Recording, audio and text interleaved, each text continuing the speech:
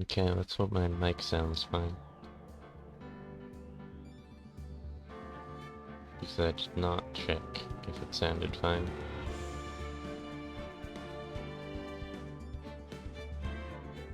And it looks like I'm getting some feedback.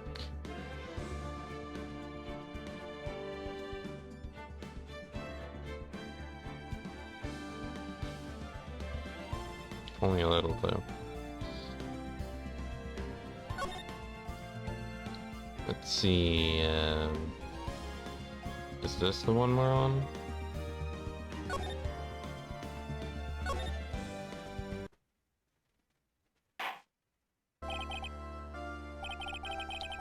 That's enough. This court sees no reason for further trial. This case is extremely clear. There's no room for misinterpretation of the facts. It wasn't me. I swear it wasn't me. The evidence and testimony we have seen or heard is conclusive. The victim was alone at the table and he drank the... No, you're wrong. I know what I saw. I saw. I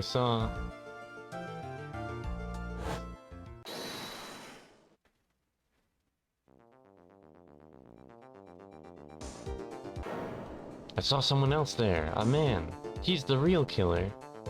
And he has spiky hair.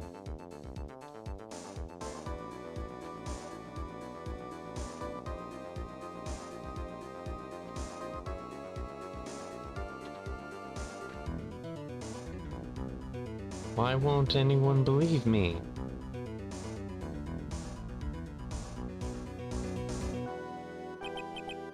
Well, I'd say that pretty much wraps up this case, wouldn't you, Mr. Wright? This court finds the defendant guilty. This court is adjourned. I like how they have the whole thing. Like, oh, you lost. At the very beginning. I've already lost. Ah, the start of a new year always makes me feel like I can take on the whole world. It is, like, pretty close. It's only been a month. I bet it does, Maya.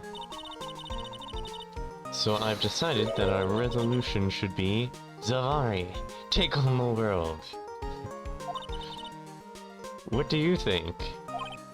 Sure, whatever, Maya, but I think maybe you had more than enough mistletoe cake. Never. You've got to eat a lot of cake during New Year's. It's practically a tradition. Like watching the fireworks on TV or playing a board game. Hey, pal!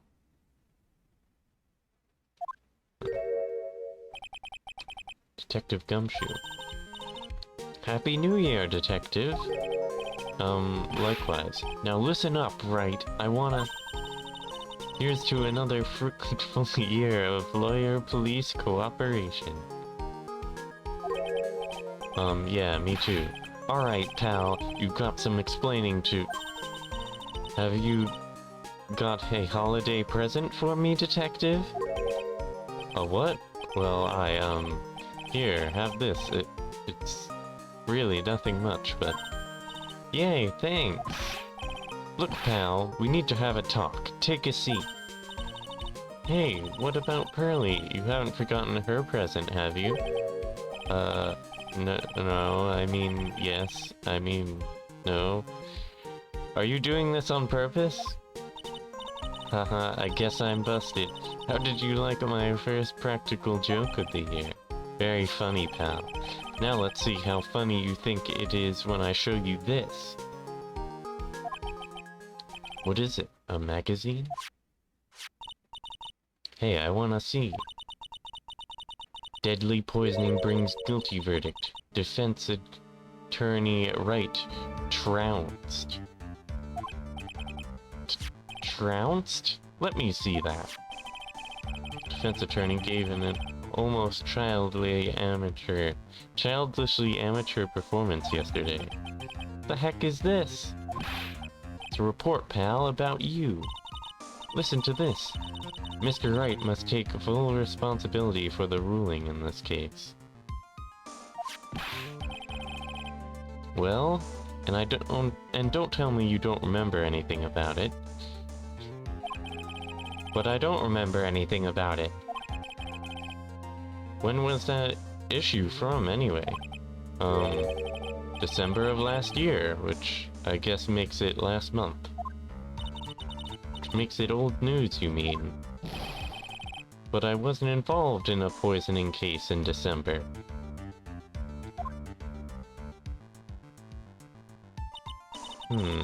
So what do you think this is all about, Nick? The person who poisoned it, dressed up as Phoenix Wright, and purposely got that other person a guilty verdict. It's all coming together. If it wasn't you, pal, then that leaves only one possibility.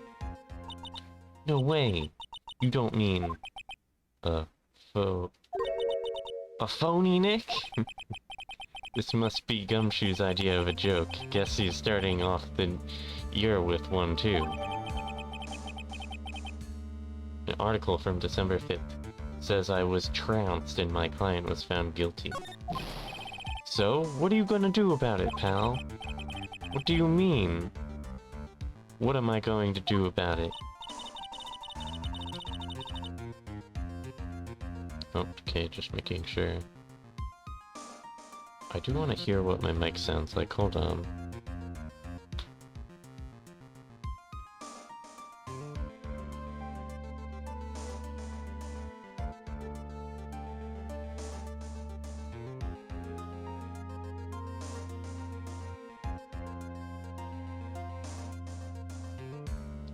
I mean, it sounds okay. Sounds a little weird, but whatever. Well, it's your fault that the judge found the defendant guilty in this case. But I wasn't even there, Maya. My fault? How do you figure that? Because the Phoenix Wright is super famous now. Well, maybe only sort of. Yeah, see what happens when you hotshots start getting too full of yourselves? But I didn't do anything wrong. At least, not that I remember. You better make this right, pal. Now. And that means taking the case back to court, got it? Sounds like we've got our first case of the new year. Let's tackle it with gusto.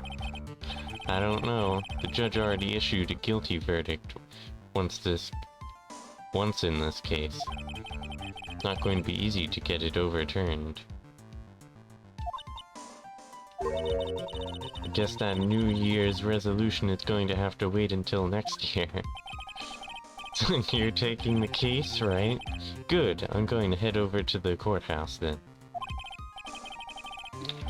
Oh, where's my chat? Hold on. There we go.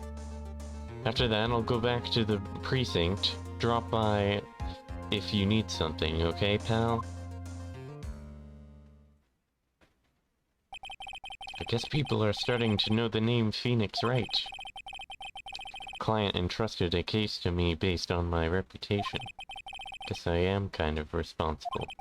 But why would someone want to impersonate me? What sort of a guy would do that?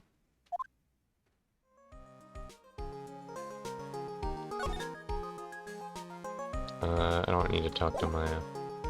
But I do want to talk to Maya. But I don't want to talk to Maya. She's not gonna be helpful. Like, she might say something interesting, but like, usually no.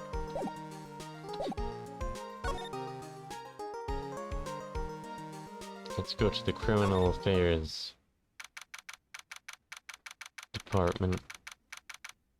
Police Station Criminal Affairs Department. It's been ages since we came down to the precinct, huh, Nick? Looks like Gumshoe isn't around. He's got it so easy leaving everyone else to do the work. No, he's out there somewhere. My bet is on the courthouse. He's probably trying to arrange the retrial of this case. Guess that means we should go to the detention center and chat with our killer then, huh? after being convicted without a fair trial. I'm not sure killer is the right label. Oh hey, what the hell is that? There's new stuff here.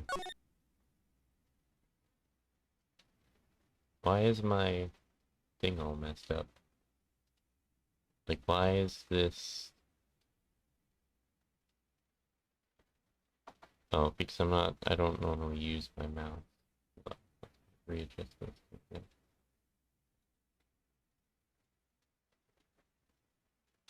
Let's see, let's use my keyboard. What is this? Hey, that's the police mascot, isn't it? It's so cute. That's the blue badger. It was my idea. I made it, and now it's the national symbol of the police force. So what's with the pink one? It's new, right? She's not an it, Nick. She's a she, right, Chief? Yup, meet the pink badger. So one's called Blue, and the other's called Pink, but they're both called Badger? You got it. They're married. Mr. and Mrs. Badger seem to be cuffed together, gee. You got it. That's marriage for you. Whoa, a mascot that's deeper than the deepest of deep oceans. Okay. What do you have to say? This must be the chief of the detectives here. He's glued to his computer screen. What? Mask to Mask turned up at the bank? What's he doing? Hands up, you scallywags. You're under arrest. Hey, that's our job. Looks like Ron Delight opted for a new career. Quit surfing the net, Chief. Sorry, I was just, things feel pretty tense in here. That must be one of the detectives. He's mumbling something to himself. Don't die running a red light. Die an old-fashioned way of old age. We have a winner. Inject a bit of humor, that's the key. He must be coming up with slogans for a safety campaign, I guess.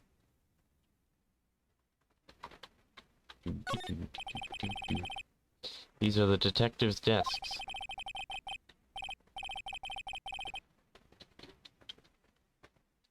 There are computers and files on each one. Funny. They're a lot tidier than I expected. I guess the detectives don't spend a lot of time at their desks. It's been a while since we looked at them. We can look at the poster. Poster of a female police officer. Wait, no. That's the latest Babes in Uniform calendar. My bad. Okay. That's enough of this area. Let's go to the detention center.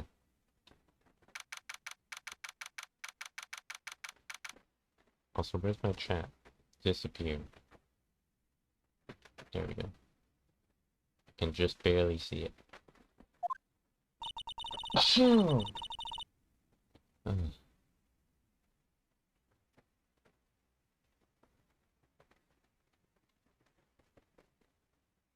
This is so nerve-wracking, waiting to meet our new client.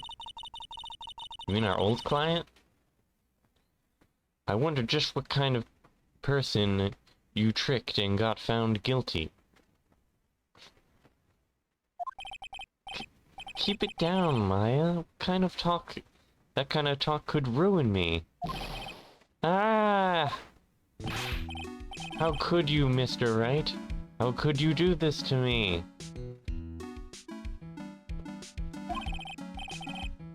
They put me in solitary. I haven't been able to stop crying. Aren't you...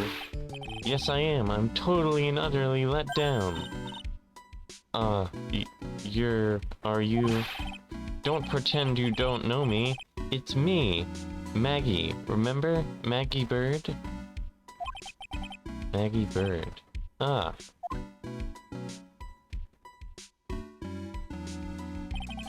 Maggie Bird. She's the policewoman I defended that one time. She was accused of murdering her lover. He was a cop too. What are you doing in here? Didn't I get you a quit? Oh sure, very funny. After that fifth-rate defense job, you come in here and start making jokes? Gotta hurry up and tell her what happened, Nick.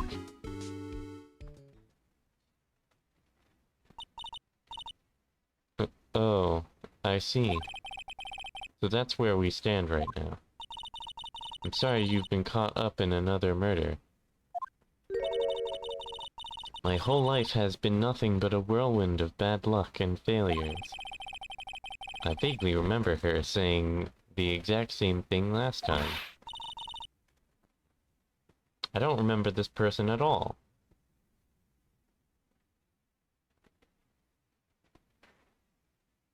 I wonder if they're a new character or if I missed something.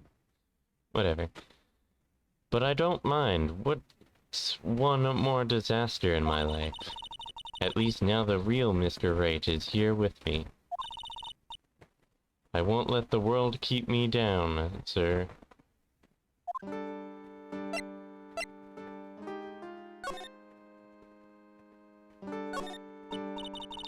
So how come you're dressed like that, Maggie? Last year you looked so sharp in that police uniform. I was fired after that incident last year. Oh, I'm sorry.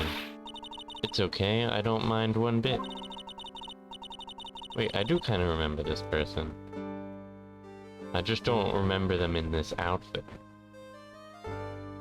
And I also don't really remember them very well.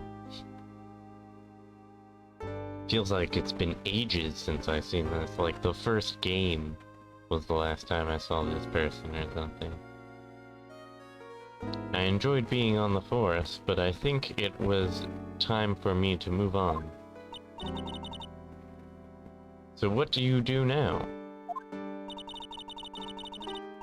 In the second act of the life of Maggie Bird, I'm playing the role of a waitress. A waitress? Yes, in a French restaurant. It's a small place, but it's quite fashionable. My charming smile and my shapely figure came through for me. And the owner, Mr. Armstrong, hired me straight away, sir. And then you got into this mess straight away, right? Yeah, you could put it that way. This whole mess started on the 3rd of last month. And it happened at Pigeons. What's that mean again? I don't speak French. Heard. Très bien?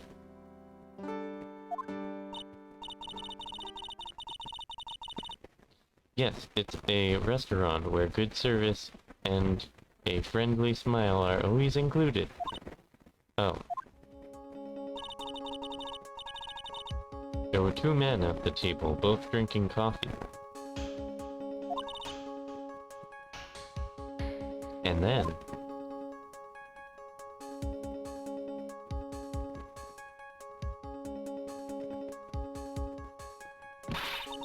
one of the men slipped some poison into the victim's cup.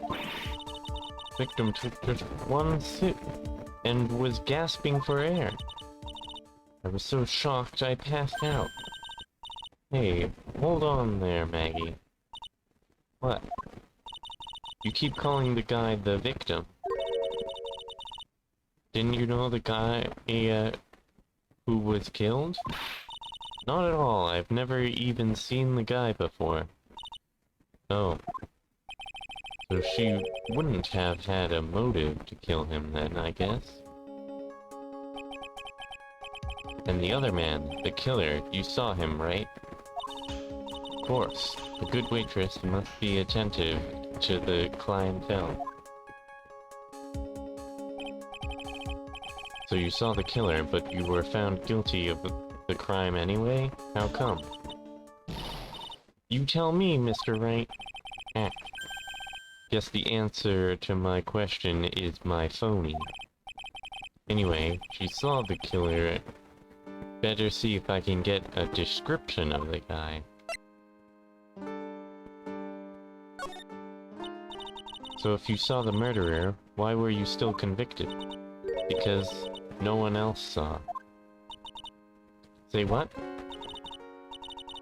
The other man, the one who put the poison in the victim's coffee, everyone testified that way.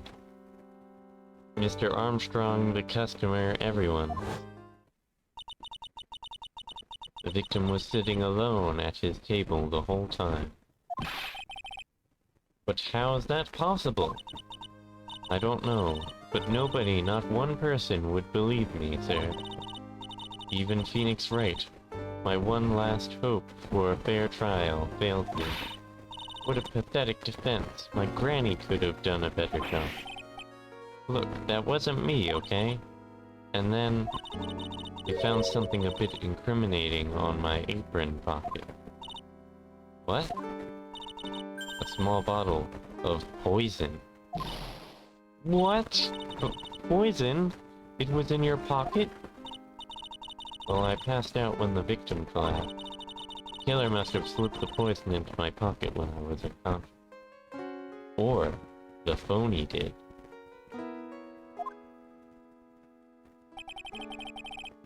No one else saw this other guy.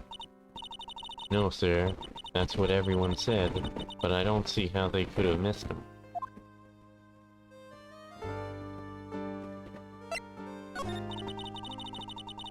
I was the one who took the coffee to the two men. Oh? And what was your impression of them? Well, when I first saw them, I kind of thought they might be in the music industry. In music? How come? Well, one of them had some sort of earpiece, and an emo musician's look about him. And there was a sample CD on the table, sir. Earpiece and a sample CD, huh? Did you get a look at the CD at all? It had a brand's name written on it. A band's name, not a brand's name. I think it was MC something. They must have been preparing for their debut, I guess. So it was a band CD. Maybe a promo disc? Maybe it was MC Screwdriver. Get serious, Maya. Would you buy the CD of a group named that? What kind of name of a group? What was the name of the group again? MC Haxon? Oh, MC... What about the killer? What did he look like? Well, I don't really remember. Only that he was a young man, well-built like the victim, really. You're not gonna give me a lot of information here. Let's present this. Well, yeah, I need to ask you though.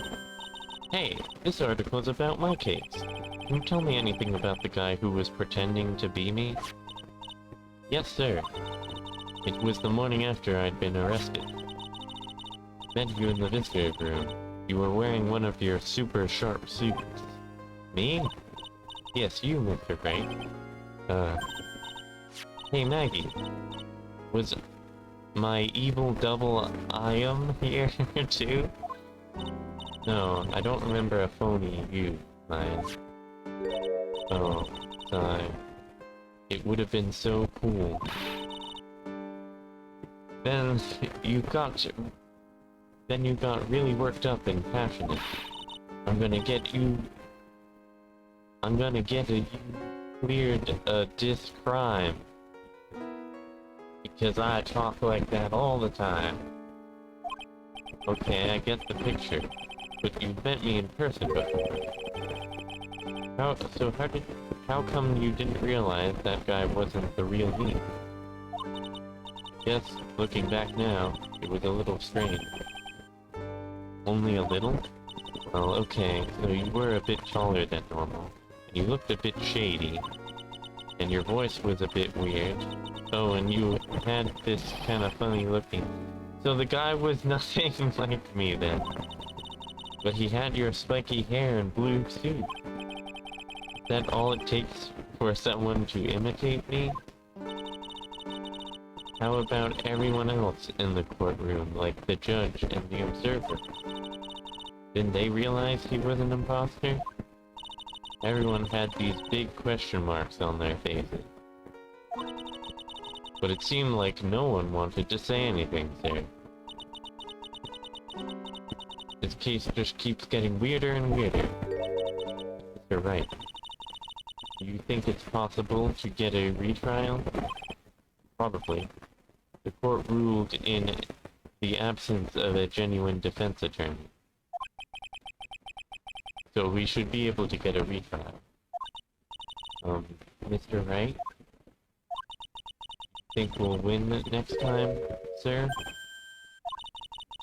My life has been a full course meal of bad luck, complete with defeat for dessert. Since I was 6 months old when I fell from the 9th floor of my apartment building. I've been hit by all sorts of vehicles, gotten sick from all sorts of food, failed at almost every test I've taken, experienced almost every kind of disaster. I even landed a phony lawyer when I had the most misfortunate of being accused of murder. But I will survive because Maggie Bird always lives to fight another day. And one day, I'll find it. Just you wait and see, sir. I'll find that one single moment of good luck. Alright. Then he's really gonna pay for this.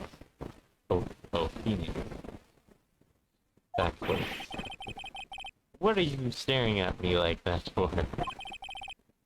But Maya's right.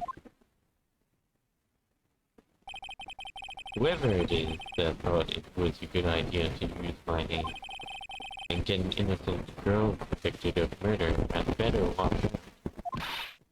We'll find him. Don't you worry. We'll get Zen Ito for you. Thank you. Oh, I'll tell you where Tres Bien is, then. Right, the restaurant where the murder took place. Yes, sir.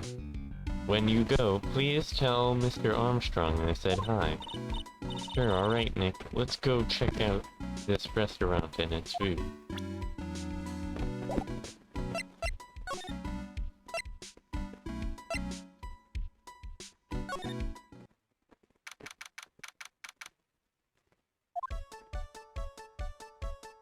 Why do they still have tape after it being 1 month? Doesn't make any sense.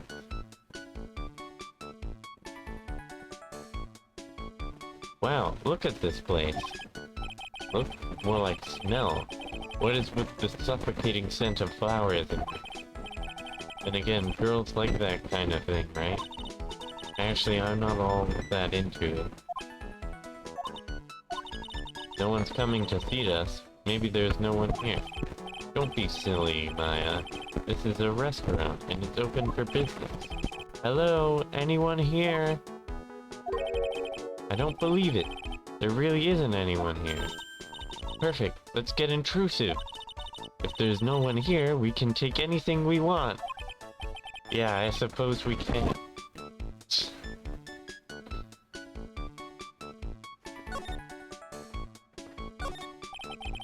The restaurant's front entrance. There's a sign hanging from the door written in French. It probably says open or closed. It must be one or the other, but I don't know which since I don't know jacks about French. Maybe it's supposed to be Jack. But I don't know jack about French either. It's a rack full of fashion magazines, and they're all in French. Why don't you try wearing something a bit more chic sometime? Huh, Maya? Yeah, I guess I could. I'm always in my acolyte clothes, aren't I? It'd be fun to wear normal clothes every now and then. There's something stuffed in behind the rack. It looks like a sports paper to me. Hey, and look at this. Someone scribbled a little doodle on one of the pages.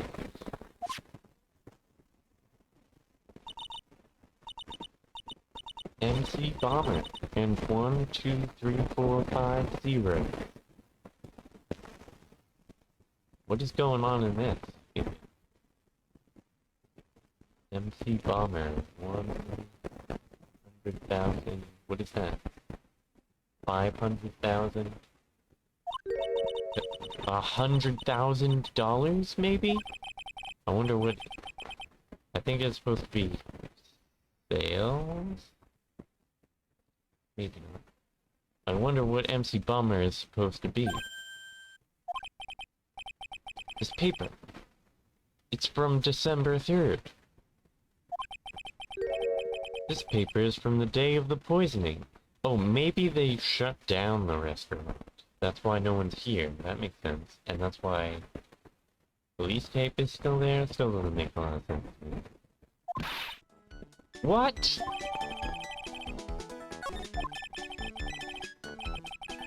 Paper from the day of the murder. This has got to be a clue. See if I can find out some more about this paper. The rack's full of fashion magazines, and they're all in French.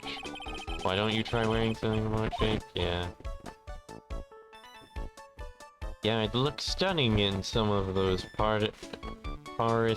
Parisinian frocks, huh? Found that sports paper behind this magazine rack earlier. I better try and find out everything I can about it. Pochette?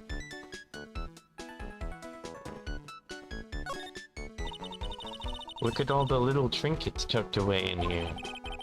I bet Mr. Armstrong collected all of these personally. Let's see. A bouquet of flowers, some potpourri, and look! Fine bone china cups? I didn't know I'd have to study French in order to read this text.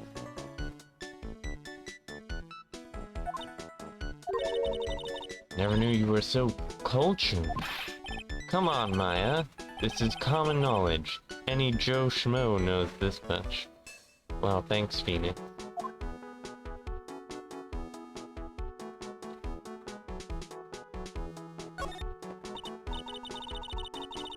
Look, it's one of those magical boxes that spits out money. You know, you're the only person who would ever describe a cash register in that way. One of those magical boxes spit out.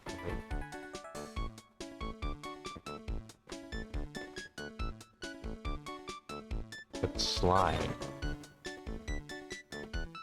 Why is the crime scene still here? This must be the table where the murder occurred.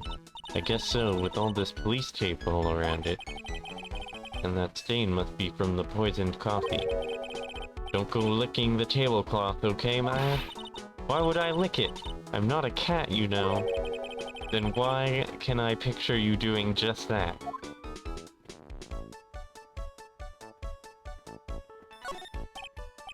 Wow, it's a beautiful winter wonderland out there. Really? Cool! I love snow, let me see. Huh? Not wait. Not even snowing. Got you. I was only kidding, Maya. Nick? There are lies that are okay to tell, and lies that are definitely aren't. All I did was tell an itty-bitty white lie about non-existent white snow.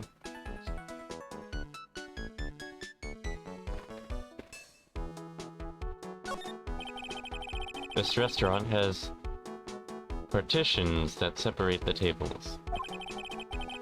When you're seated at a table, you can only see the tables to your right or left.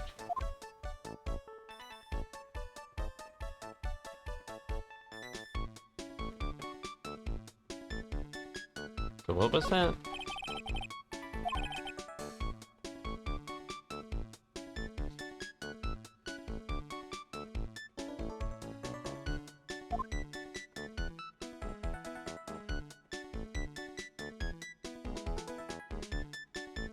I'm not sure what he's saying in that. Like, obviously you can't see past this. So if people were sitting here, no one would have noticed. This table is set nicely. It just needs a customer. What do you think this flower is, Nick? Let's see. Well, it doesn't look like a tulip, and it's not a sunflower, I don't think. Duh. Even I could have told you that. Oh, those are the only kinds of flowers I know. Dang nabbit. I'm a lawyer, not a botanist.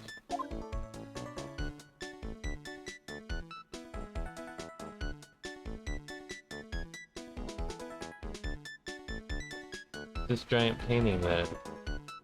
Like, I don't get why there's like this huge portion of the screen that isn't being used.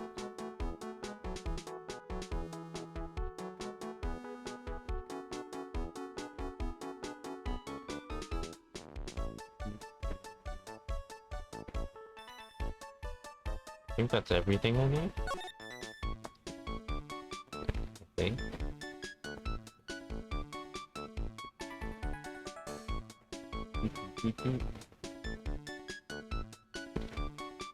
Let's look at the thing that we just got. Court record, there we go. Dates from December 3rd, the day of the instant pen at trustee.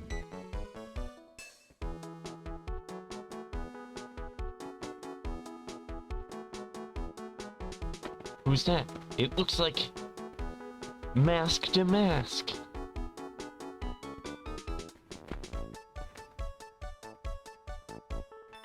that really what it is? I feel like it isn't. That'd be too weird.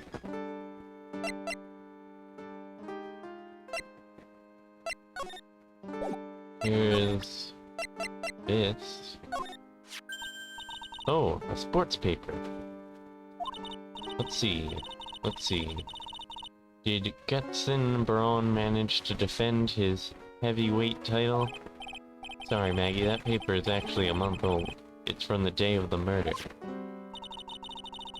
And Gutson got knocked out yesterday, I'm afraid. Oh no. Found this paper in the magazine rack at Trilogy. Really? That's strange. Trilogy doesn't get newspapers. Mr. Armstrong says he's not really fond of them. And maybe one of the customers left it behind. Anyway, what I want you to take a look at is the scribble here. Aha, that's it, sir. MC Bomber. That was the name of the written on the CD. Just as I thought. I guess it wasn't MC Screwdriver after all, huh? So that $100,000 must be a down payment for the record deal, right? Someone gave me $100,000, I'd sing for sure. Master of Curing, or the Spirit Song, or even Maya's theme. Okay, Maya.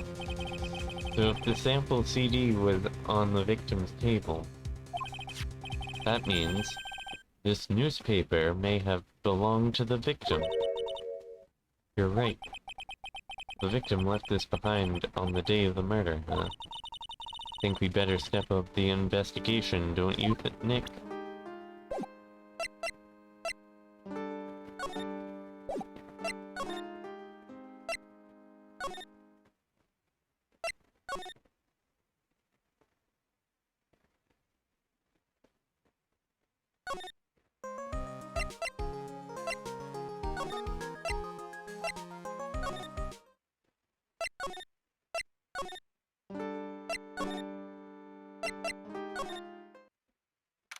Okay, now that updated. Oh la la, bonjour, welcome to la Trilogy. Oh hello.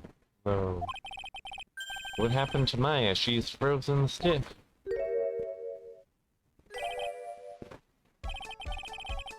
Bienvenue. I don't know how to say French. Welcome to my petit restaurant. Huh? The avenue? Oh, no. My petit chill. Huh? Me? Look at this face. Like a kitten rejected by its own mother. You are fatigued, no? But Lord, you need this. An aromatic bath oil... Well, I don't know how to say that word. On the... There's so much French. Melange of la neroli and la rose. My personal recommendation. I like how when we get to the normal words, it's like the accent's completely gone. You think I need what? Oui, just add a couple of drops of this mixture to la bathwater and voila. It will soothe your body and your mind. It's simply fantastic. Really? And for la monsieur, monsieur. I know how to say that word. For la monsieur. Who, me? Look at that face. Like la puppy rejected by life itself. You are fatigued, no? For you, monsieur, I recommend this. Oil of bergamot. And maybe an eint of it? An eint of wee? What? What are you saying? I will add la peppermint and la clary sage for a fragrance exceptionnel. Such an invigorating recipe will bring out your delicious beauty, monsieur. My beauty? If you will be seated, I will bring you a special menu of the day. Actually, we're not here to eat, we're lawyers. Nice bien, sir. I know this already, monsieur. You are La Phoenix Wright, no? Yes, you know me? Nice, oui, I never forget a man who flirts with me. Especially in court. Yes, he was cross-examined by our mysterious Zin Eagle. It looks like everyone to do with this case knows who I am already. I wonder what sort of impression Zin Eagle's been leaving on people, don't you? Allow me to introduce myself to you again. I am John Armstrong. Enchanté.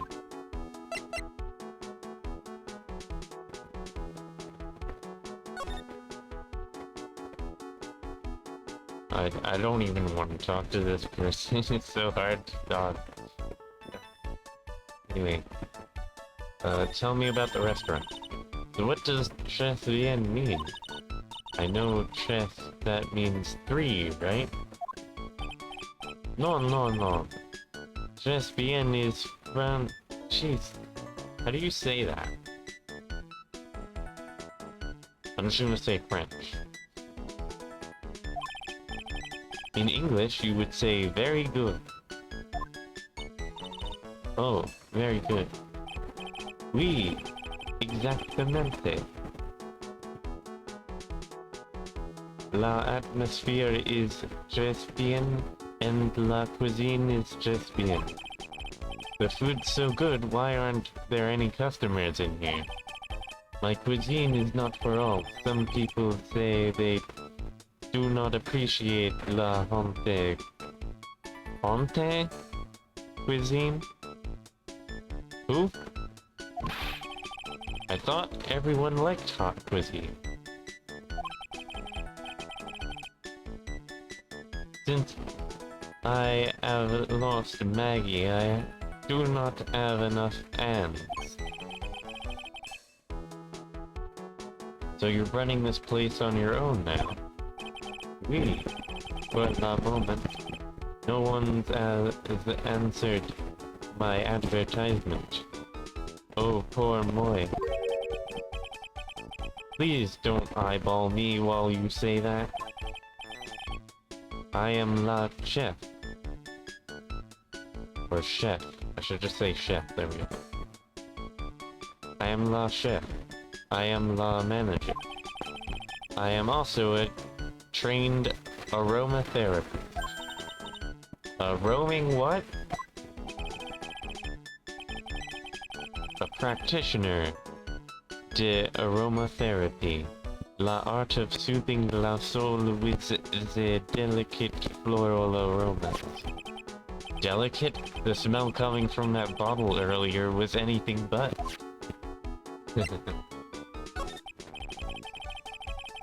So could you tell me what you know about the incident? Bien.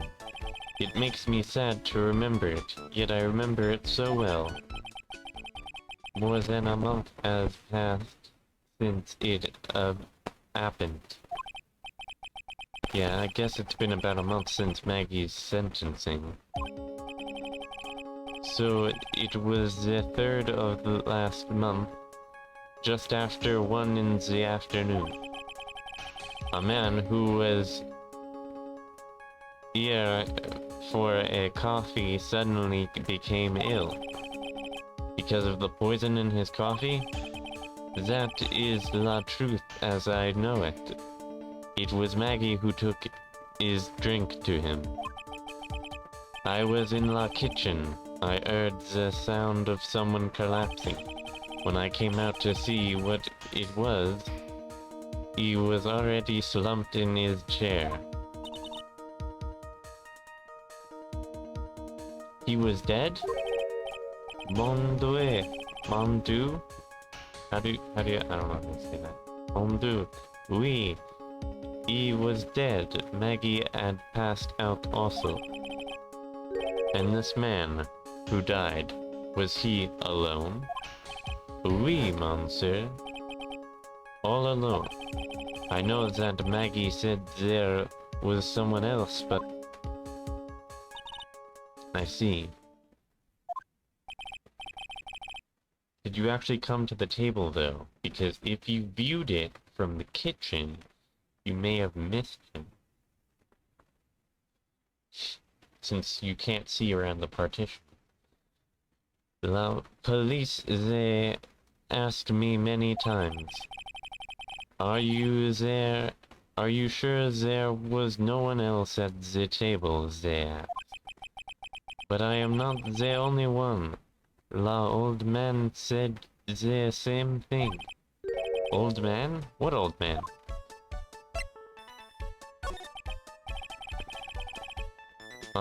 So who is this old man that you mentioned? At the time of the murder, there was another customer in here. What? Someone else saw it? Nice, oui. As usual, he came alone that day. At the time of the murder, he was here. He saw it too. But he said the same thing, that there was no one else at the victim's table.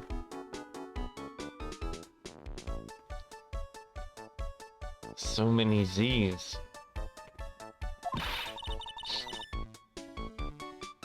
But Maggie swears there were 2 people. Nice. Mademoiselle, la lawyer, could not prove this, no? About the lawyer, that was me, I suppose. Must be sir. Wow, he's the first person who said it wasn't me. Don't kid yourself, Nick. Now, who is the one making stuff up?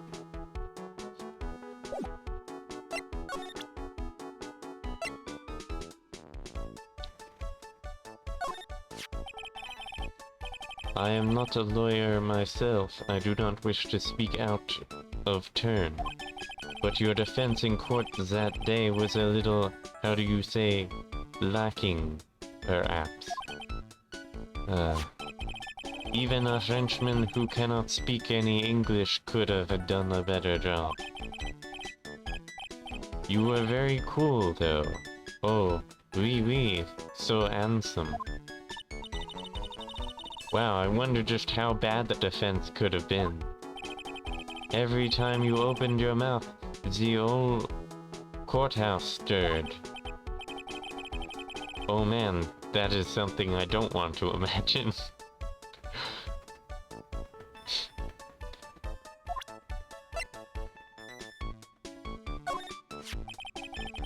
We found this sports paper in the magazine rack over there.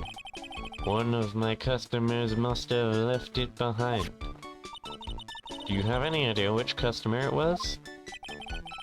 The only ideas I have, Mademoiselle, I save for my kitchen. Okay, well, thank you for the information.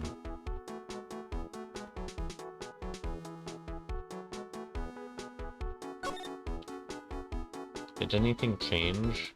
Doesn't look like anything changed. So I guess we have to go back to the detention center. Maybe criminal affairs? No.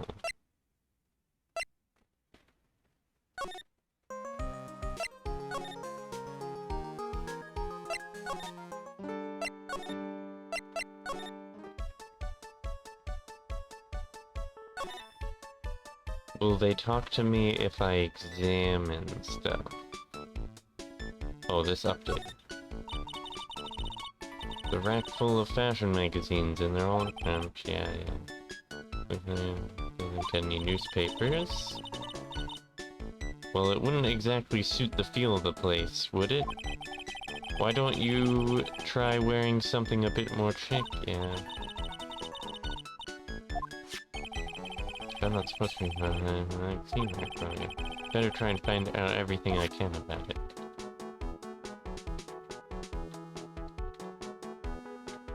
Like it says I already examined these.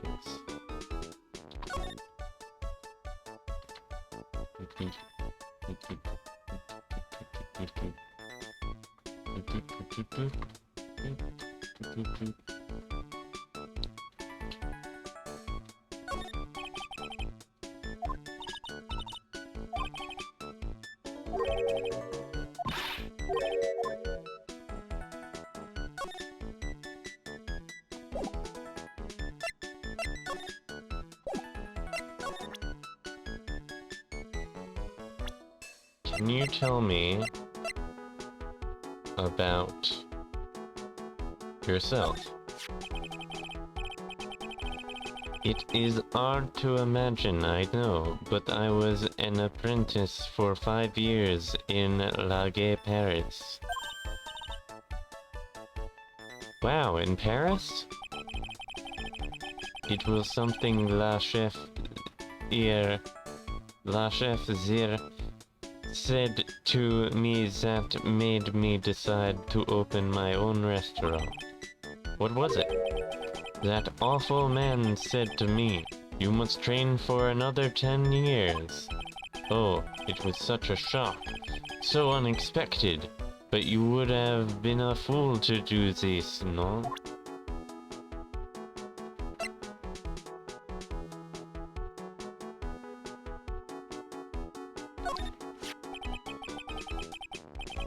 Maggie was a policewoman once. N'est-ce pas?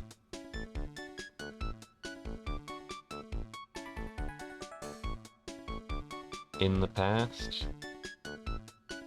I don't know what that's. N'est-ce pas?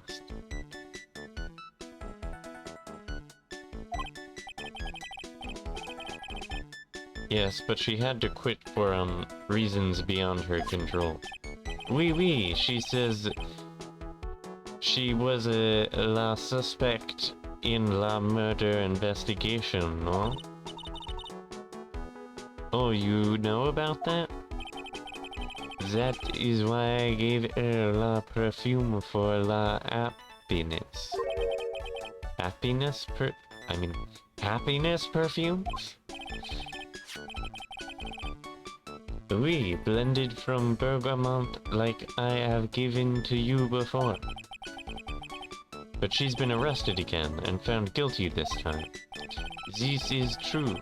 Her natural aroma of unhappiness must have been very strong. Just admit it, your perfume doesn't work. I am not surprised she was la prime suspect. After someone like that took place before my very eyes. Something like that? Not someone? Something like what? What's this guy talking about? Does this mean Maggie did have a motive? You've got to ask this guy more info. Stat.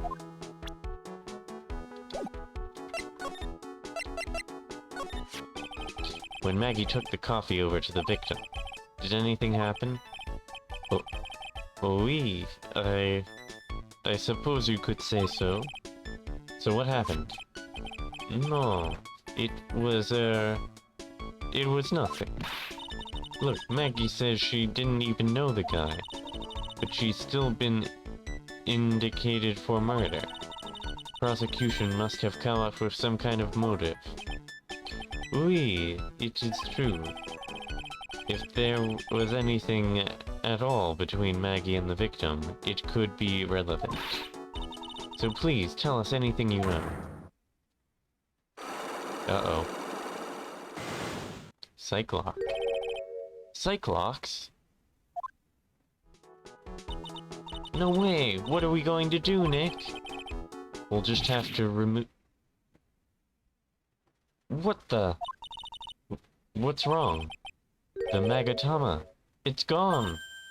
Huh? I had it in my pocket, but it's vanished into thin air. What? But I could see the Cyclox. Maybe that means the Magatama's nearby. Mr. Armstrong, could I just confirm something with you again? The table where the victim was sitting. Was anyone else sitting there? That is a question you will have to ask him yourselves. Huh?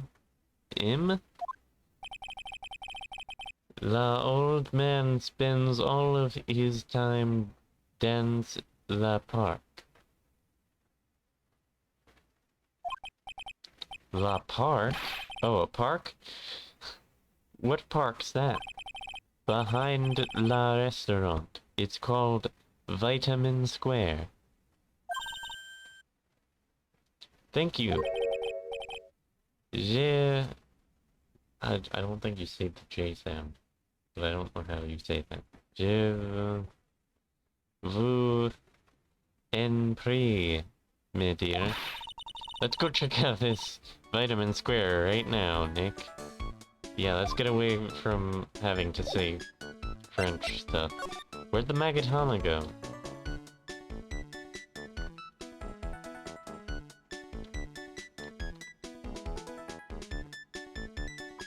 Where's the Magatama? Maybe we dropped it in Vitamin Square somehow.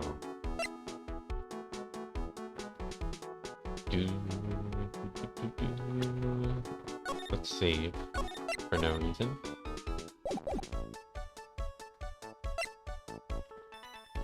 Okay, Vitamin Square.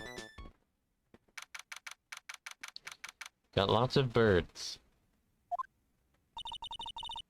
So this is Vitamin Square. Yeah, I see where they get the name from now. The fruits scream vitamins at you. Hey, Nick. That's the guy, right? Isn't that the old man Mr. Armstrong was talking about? That grouchy-looking grandpa? He's throwing seeds out for the pigeons. He's not throwing seeds for them, he's throwing seeds at them.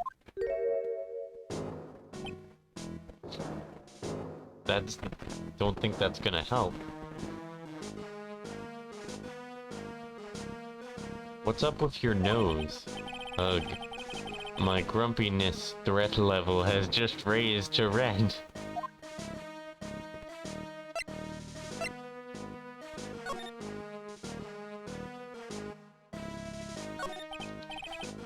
Excuse me.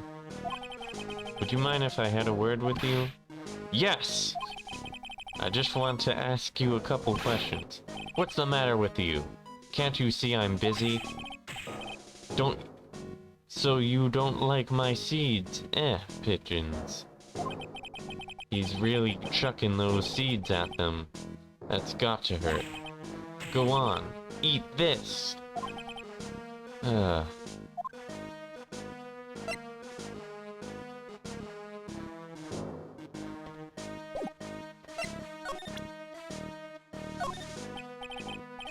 Excuse me, sir. Could I just ask you about this? Sir? Here you go, boy. How does some pigeon feed sound to you? Wasn't exactly what I was hoping to get out of this guy.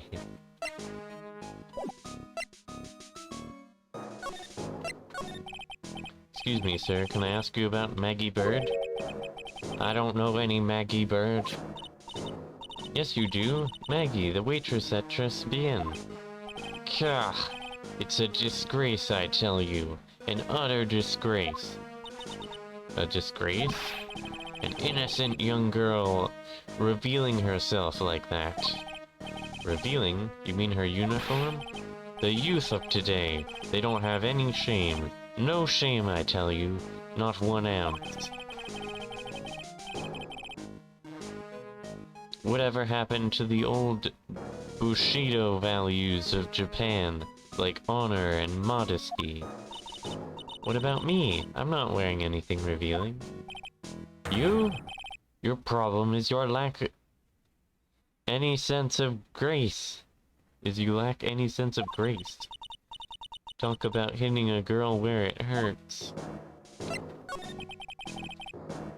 Do you go to Tres Bien a lot? Humph, that miserable excuse for a restaurant? That garbage they serve in there's not food? Where's the sushi? The tempura? The rice? Tres Bien is a French restaurant, sir. Where do you think we are, boy? In Paris? I want real food, not those snooty snacks. And what about those shameless girls?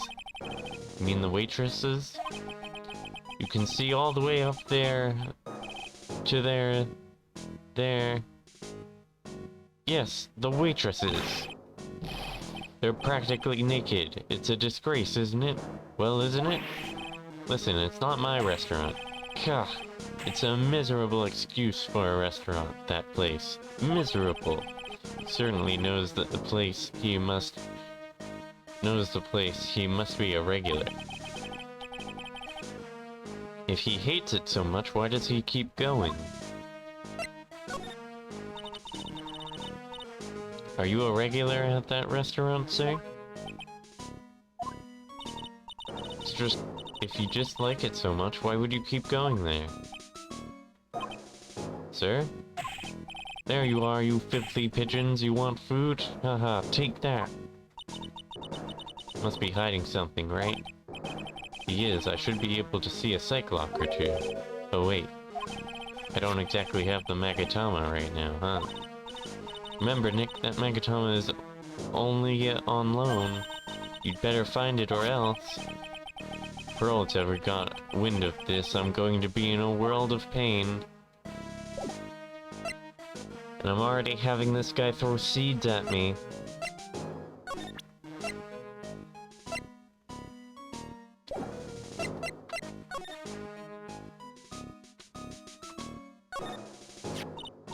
Oh, there's a magazine here. It's a magazine full of job listings. You disgusting rogue picking up something someone else threw away? Threw away? Did you throw this away? Are you looking for a job? Gah, that's none of your business. Sorry, I guess I'll just take the magazine with me then. I don't want anyone else having it. Give it back.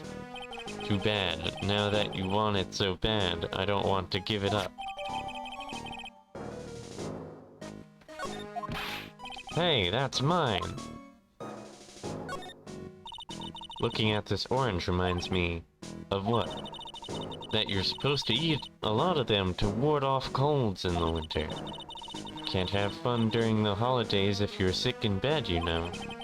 Don't have to tell me twice. I'm guessing. Alright, let's look at these birds. Hey look, pigeons! Yeah, and heaps of them too. Did you know that pigeons are a symbol of peace? That's a dove, not a pigeon. Poor things. So they can't be symbols of peace and harmony just because they're gray? Is that it? You're overthinking this one by just a smidge, Maya. What's this white pigeon?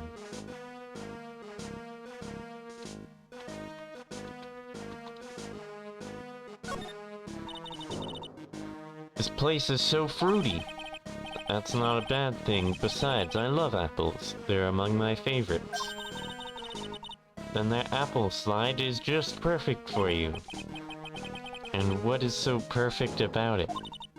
Well, come on. Don't be a stick in the mud. Slide down it a few times. Go on. Woo! No way! I'd get covered in sand if I slid down that slide. Anyone can see that. Yeah, you're right. Otherwise, I'd give it a try too.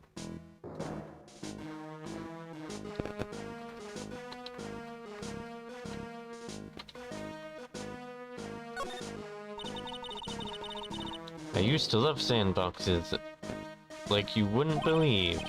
Really? You? Sure, finding iron fillings in the sand with my magnet was my favorite thing to do. Iron fillings? Wow. That's too exciting for words. It was my ambition to collect every single shred of iron in the sandbox. I was such a kid back then. So did you manage to get all the iron? No, I never did. Think I came close though. Come to think of it, still have all the iron fillings I found way back when. You want them? No. No, I just don't want them. There's like no consideration. Just no.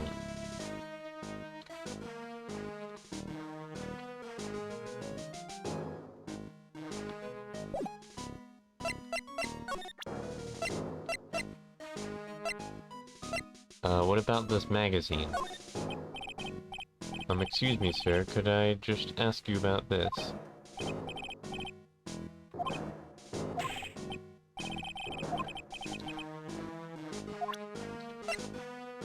About this? I just ask you about this? He doesn't really seem to want to talk to me.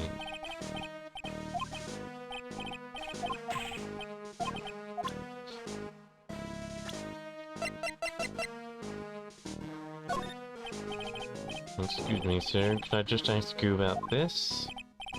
Nope. Apparently I can't.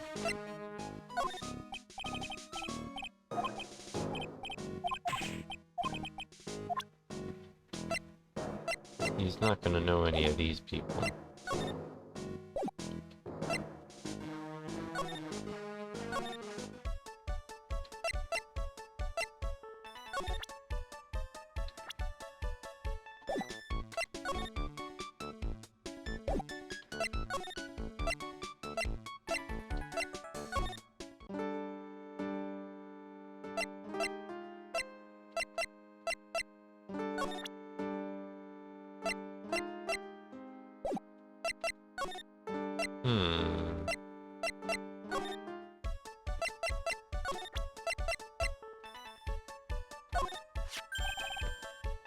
Mademoiselle. Yes? Are you looking for a job? What? No, I was just... Let me see, your style is pure different. Pure different, but you have a good face. Different? Oh no. Felicitations, you have passed. I will hire you. Bien. Come with me. I will teach you everything I know. Nick, help! I don't know whether to laugh or feel bad for Maya. Maybe I should do both?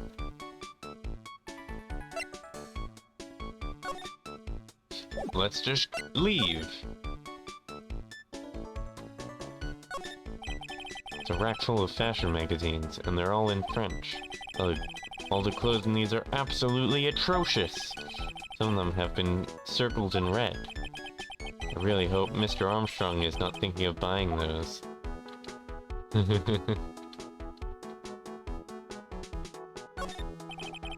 a bunch of little trinkets on the shelf by the door. Bet Mr. Armstrong collected all of these personally. It's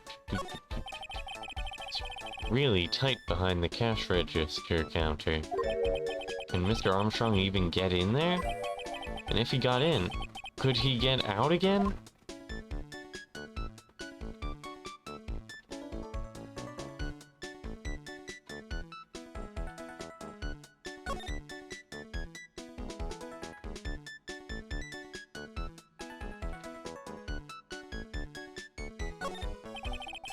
Looks pretty cold out there on the streets. Peaceful though. It's nice that people can take it easy after the holiday rush.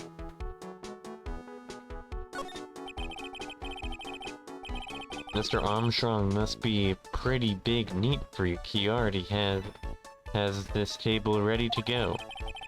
No, that's just how you do it in restaurants, Phoenix. Now, if only the food in this place was edible. This must be the table where the poisoning occurred. The stain tells the story well.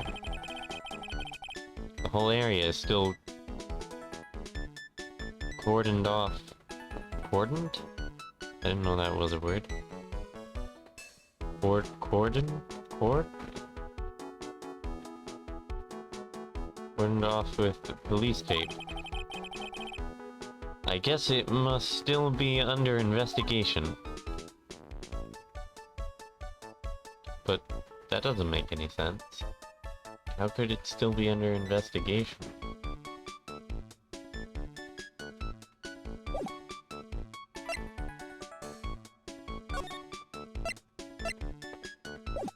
Where's Maya?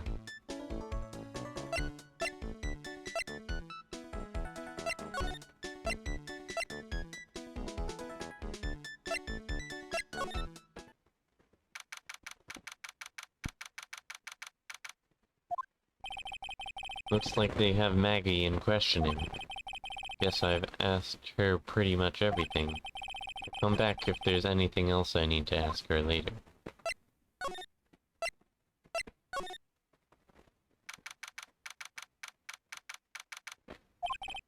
Poor Maya. It looks like Mr. Armstrong's really taken a shine to her.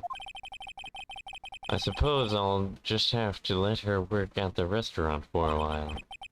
I'll go pick her up from Trespian once things have cooled off.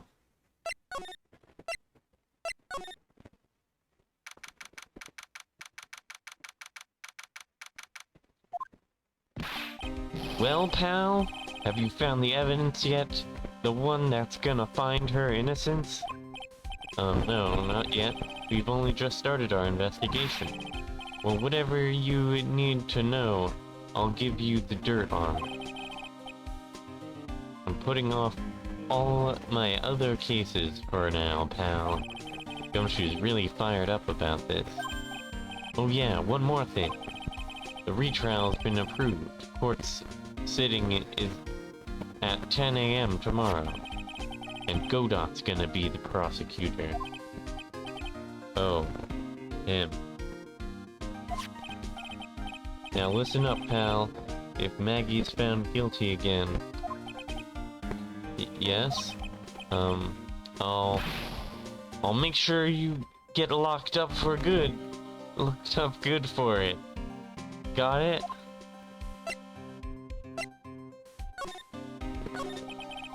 So the guilty party was Maggie Bird, huh? Yeah. Back when she was on the police force. You were her mentor when she was a rookie, right? Yeah, I kept a close eye on her. I mean, not too close, you know.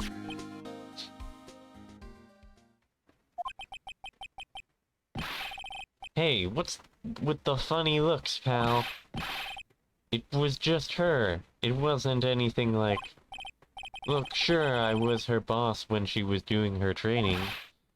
But that was it. Nothing happened. Gumshoe sure is sweating up a storm over nothing. Oh, so that's it. Our big old Gumshoe has a little old crush on Maggie. I don't like her or anything.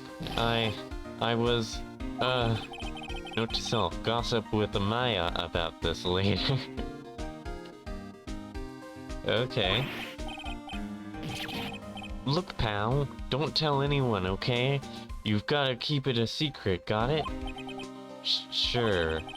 And would you mind not guessing what I'm thinking all the time? Hey, tell your face, pal, not me. You'd have to be blind not to see what's on your mind. So I was wondering, could you fill me in on the victim? Glenn Elk. He was a computer programmer. I see, a programmer.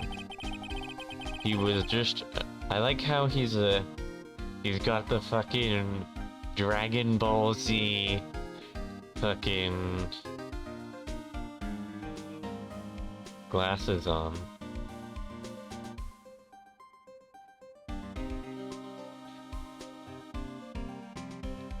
He was just a regular Joe working for a small-time computer firm. Maggie never had any contract with the guy before that day.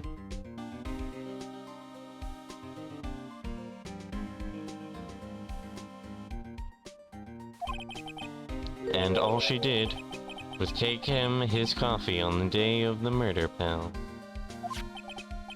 Yeah, Maggie also claimed to have never seen the guy before.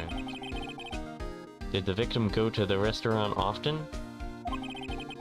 Not according to the chef. Said it was the first time he'd seen the guy. Programmer.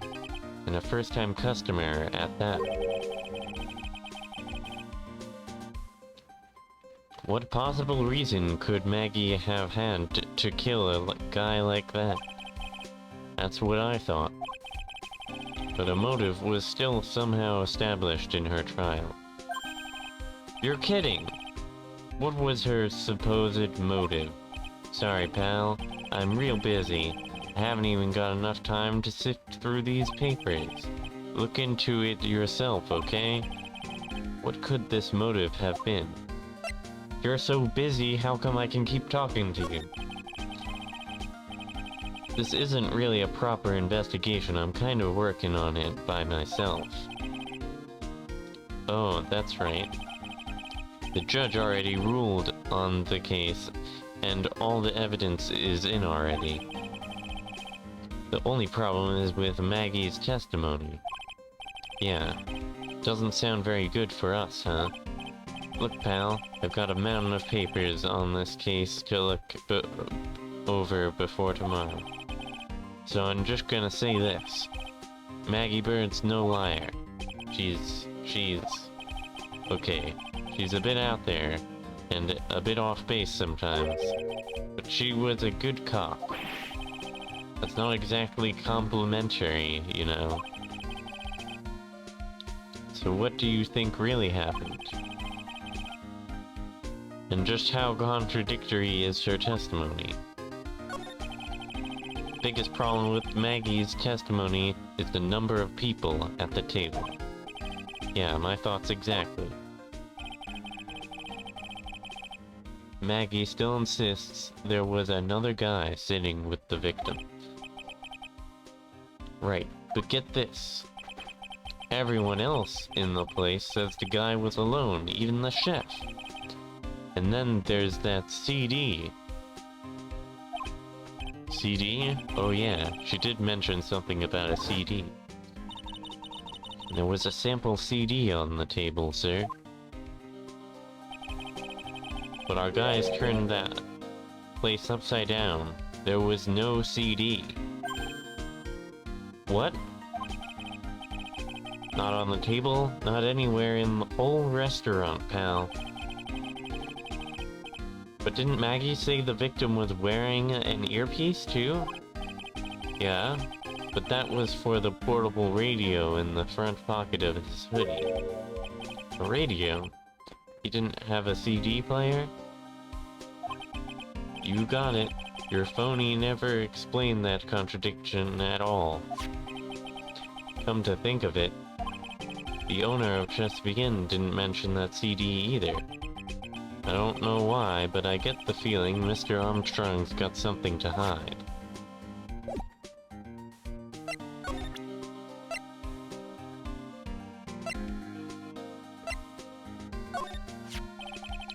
I wasn't at the trial myself, but I asked this one detective I know how your defense was. And what did he say? Started off by saying, I'm at a complete loss for words. But he must have found some quick because he went on about how bad you were for an hour. But he said you sucked so much, it seemed like you were trying to get Maggie found guilty. It looked like I was trying to get Maggie found guilty? What's that? A sports paper? Yeah, I found it in the magazine rack at Chesapeake Inn. It's dated the same day as the murder. You may be onto something here. And take a look at this. See the writing here? MC Bomber. Hey. What is it? I've heard that name somewhere before. Yeah, MC Bomber. Wow, he actually seems to be thinking for once. Ack, it's no good, I can't remember. And he goes back to being the gumshoe we all know and love. Hey pal, I'm gonna borrow this paper for a bit, okay? I want to get a handwriting analysis done on this scribble. Handwriting, huh? It'd be good to know more about that in any case. Thanks, pal. I bet this'll turn out to be an interesting clue. Sports paper given to Detective Gumshoe. What do you make of this? Sorry, pal. All I can think about is Maggie at the moment. No, I didn't mean it like that. I meant... You don't have to explain, really.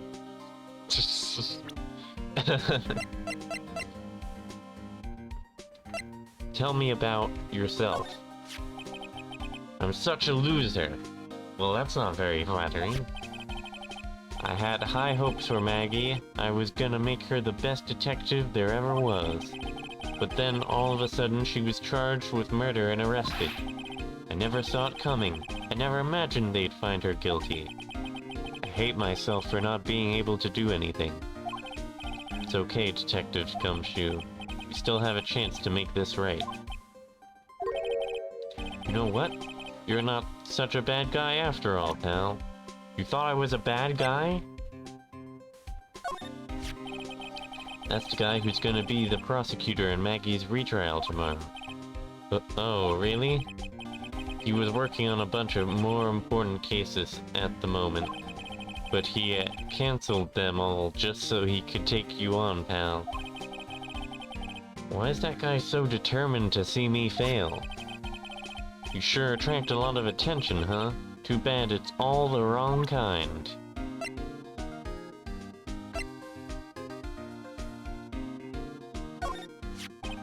Hey, so how come she's not with you today?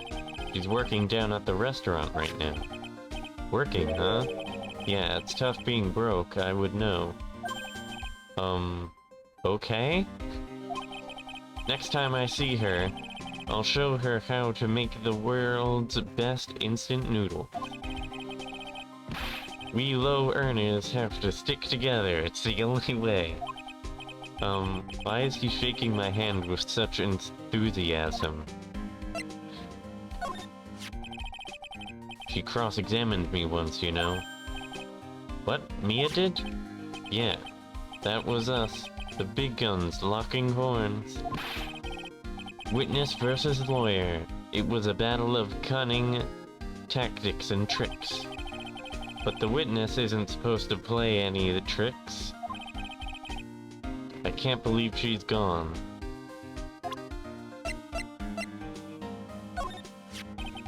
Have you gone to see Maggie? Of course I have, but I wasn't much good at consoling her. I'm not very good with words. Oh. Yeah, I guess I must have looked a bit down. Maggie was really supportive of me. Maggie was supportive of you when you were going there to be supportive of her. It was great to have someone to talk to. Did he go for her or for himself? The chef of Bien, huh? You know what that chef said to me? Oh la la, your body is full of la toxins. And then he gave me this bottle. What's in it? I don't know. The label says juniper. I'm under orders to put a few drops of it in my bath every day. Under orders? Yeah, you know. There's something about that lady. I mean, guy. Huh? Can't stop thinking about him? Not like that, pal. Give me a break. He's not my type. I mean, I can't stop thinking that he's involved with this case somehow. Sounds like he knows a little something more about our charming chef. That's the clue that you have to talk to him again. What do you make of this? Sorry.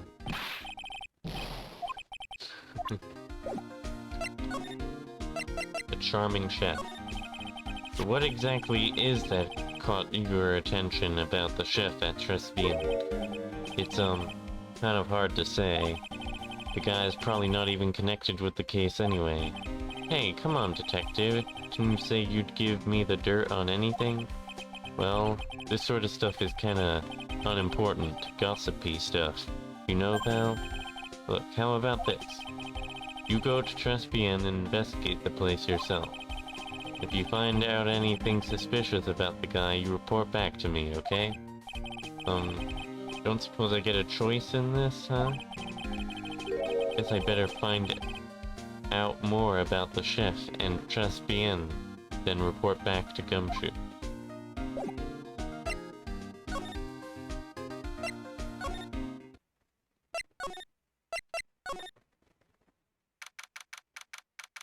I will be right back.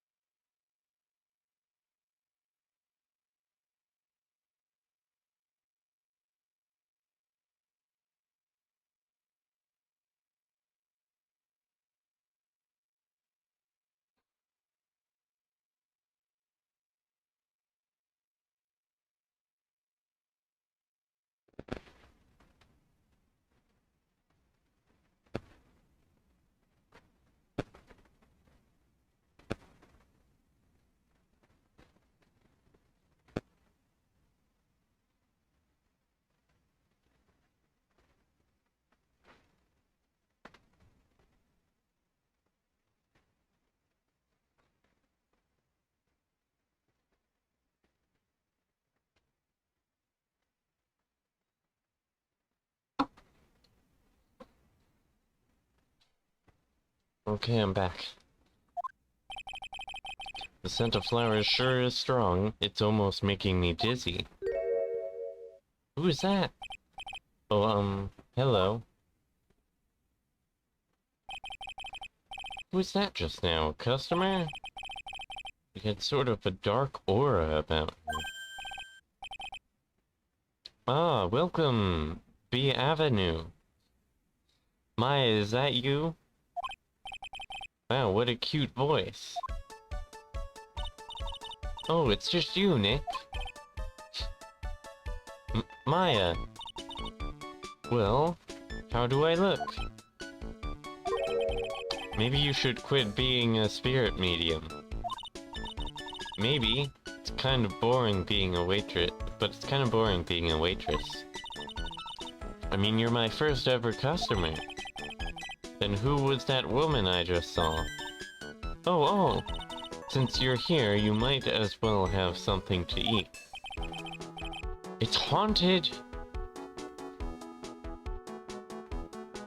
I'm kind of hungry, actually.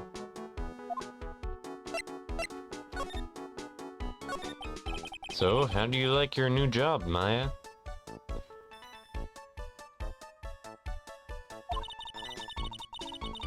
I never knew there was so much for a waitress to do.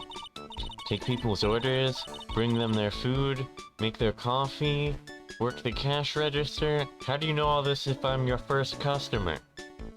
Well, I guess you learned it. Of course. We need a customer before I can do any of that, yeah. Yeah, it's a nice looking restaurant. It's a shame more people don't come. Don't forget about the ultra cute waitress. Check out my gimme a tip smile. Hey Nick, why don't you order something? The chef's preparing a tasty lunch set at the moment, or so he says. How much is it? It's the 20 set. So it's $20, of course. The 20 set? I believe I'll be taking a pass on that. It's kind of expensive. What? But you can't! Come on, Nick. It's not every day I get to be a waitress. I want to try carrying plates and working the cash register. How about cleaning the toilets? That should keep you busy. Yeah, right. Maybe later. About the lunch. Oh, a fine choice, sir. No, Kitchen, a lunch special, please! With all the extra drink side, salad, dessert, and gift. I don't need any of that. Just a moment, please, sir. Maya is really getting into this. How much is that lunch, then? $20, huh? Well, with all the sides and the extras, it's actually $40. But with the drink, side, salad, and dessert, it's $45? Hey, wait a sec, Maya! Sorry to keep you waiting, sir. Here you are, our deluxe fortified lunch set. Whoa! A dish inspired by lobster and abalone fricassee with a balsamic vinaigrette. Bon appetit. Thanks? Come on, Nick, hurry up and try it, R.A. Lobster, huh? Alright. Down the hatch it goes. Well? Are you hungry, Maya? I'm starving. Here, it's yours. Really? Remember, Maya, my wallet doesn't print money, so you'd better polish off that plate. I just remembered. I've got to clean the toilets. Hey! You can't be in that much of a hurry to clean the toilets. Chespian lunch special. Cost $20 despite how unbelievably bad it tastes.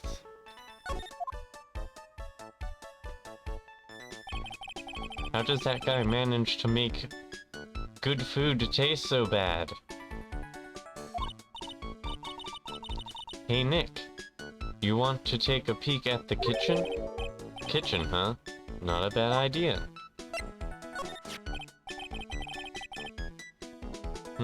Now what was it that Maggie said again? In the kitchen, you'll get to see all of the chef's greatest secrets. In the kitchen? That sounds tasty. Hey, wait up, Maya! What is it? I'm pretty busy right now. Weren't you going to show me around?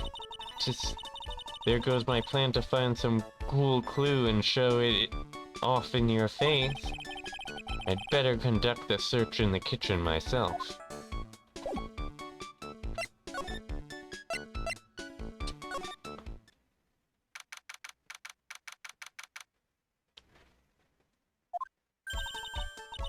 And here it is, the famous Chespian kitchen. It's my first time in here too, actually. There's a weird atmosphere in here, that's for sure.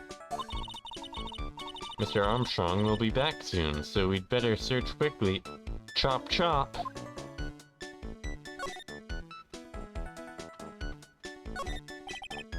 What's this? It looks like a treasure chest or something. Wow, look at all these little bottles. Oh, they're aromatherapy oils. He's got so many. They're overflowing onto the ground. Let's see. 1, 2, 3, 98, 99, 100. They're all the same, too. Hey, wait a minute. I think it would have been more funny if I actually did the counting. 1, 2, 3, 4, 5, 6, 7. I'm pretty sure no one would want to see that, though. What is it? There's one bottle that's different from all the others. Well, what do you know? And it doesn't have a label either. And it doesn't smell. So, what's that liquid inside, then, I wonder? Hey Nick, you should borrow this. I mean, look how many bottles he's got. He won't miss one, will he? I mean, if it's his special bottle, he will. Found in the kitchen. Shape is different from the other bottles. Contents unknown. Now this is one large mirror. Bet this is where he makes himself look pretty. There's a book on the dresser. Clarice Armstrong's Bedtime Literature. Not exactly Pulitzer Prize material, is it? It looks like a collection of poems he's written. Poems? Cool, read one out. And say it in your best French accent with intensity, okay? Okay, here's one. It's called Printemps. The two of them like actors from a film, the coffee's still undrunk. Sweet nothings over too soon. On that sad Sunday morning, the foolish cocktail so delicious. Take the last sip of your tea, and I know what I will do. I will lie to you. I must. I must lie to you, I must. What? Huh? That's it? That sounds weird. A weird sounding poem. Yep, that's a poem for you. I feel like there's some sort of deeper meaning to that poem.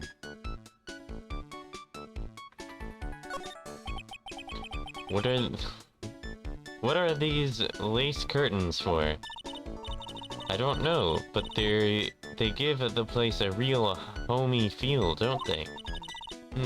Lace curtains. You know, if I was a cooking pot, I'd be perfectly happy to sit on a shelf under those. I thought you were gonna say, like, hey Nick, we should add lace curtains to the office. Like, no. How do you respond to something like that? How do you respond to something like that? Now I know I'm in a French restaurant. I've never heard of most of these seasonings. Hey Nick, this container has oyster sauce. What's that? Isn't that used in Chinese food? Eh, look! Right there on the counter! My Magatama! What's it doing here?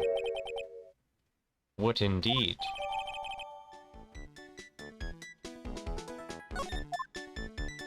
Okay, we stole the Magatama back. No, I'm in a restaurant, never heard of these seasonings. Phoenix's has oyster sauce, what's that? Isn't that used in Chinese food? And look at these knives! They look really sharp! I'd like to see how one of those slices through a cheesecake. A cheesecake? You don't exactly need a sharp knife for one of those, Nick. Thought Nick was gonna say something more dark. Like, I'd like to see how one of those slices through you, my... Like, no. Too dark for this game. That smells good. Something's bubbling away nicely in that pot. It must be the lobster and abalone fricassee with a balsamic vinaigrette. Isn't that what I just ate for lunch? Maybe? What you ate is the... What you ate is the only French dish I know the name of.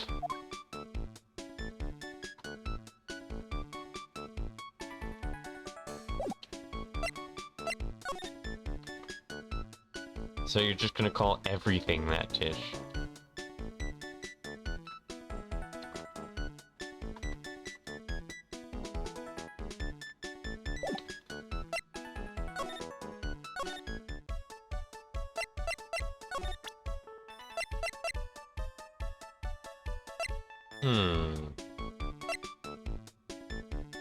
Tell me about this lunch special.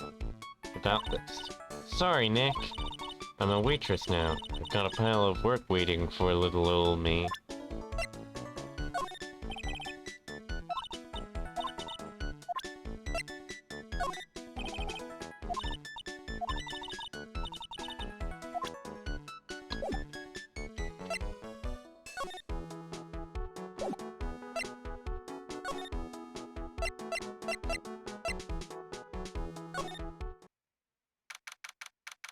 What's going on here?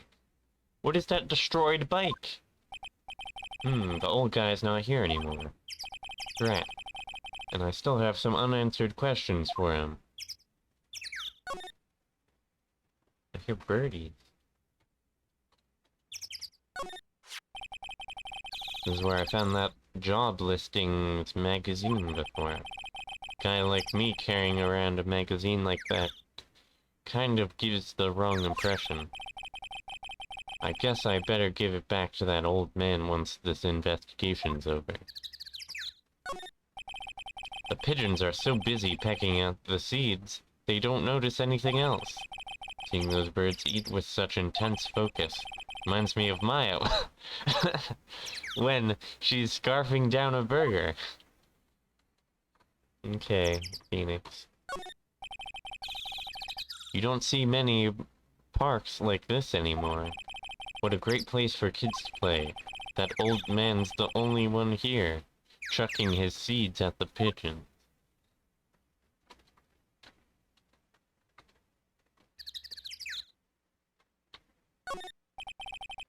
When I think back to when I was young, I used to use magnets to pick up all the fillings out of the sandbox. Yeah. I wonder what I found so great about playing in the sandbox. Maybe I'll come back here in the middle of the night one of these days to relive it. On second thought, being arrested by Gumshoe would be too embarrassing to bear.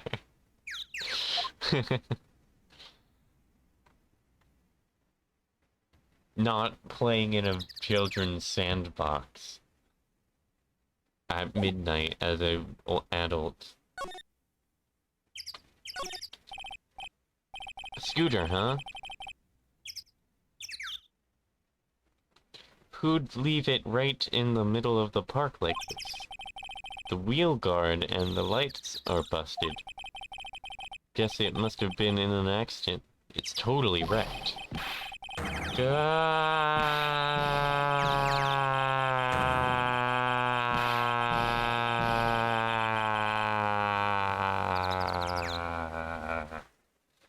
That is very long. Hey. What do yous think yous doing with my bike? Are you part of the mob? No, I was just...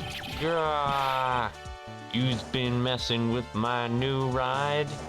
Is that what you's been doing? Why is your new ride a fucking... I should watch my language. Why is your new ride a pink motorcycle? New ride? Oh, I missed it. Dang it.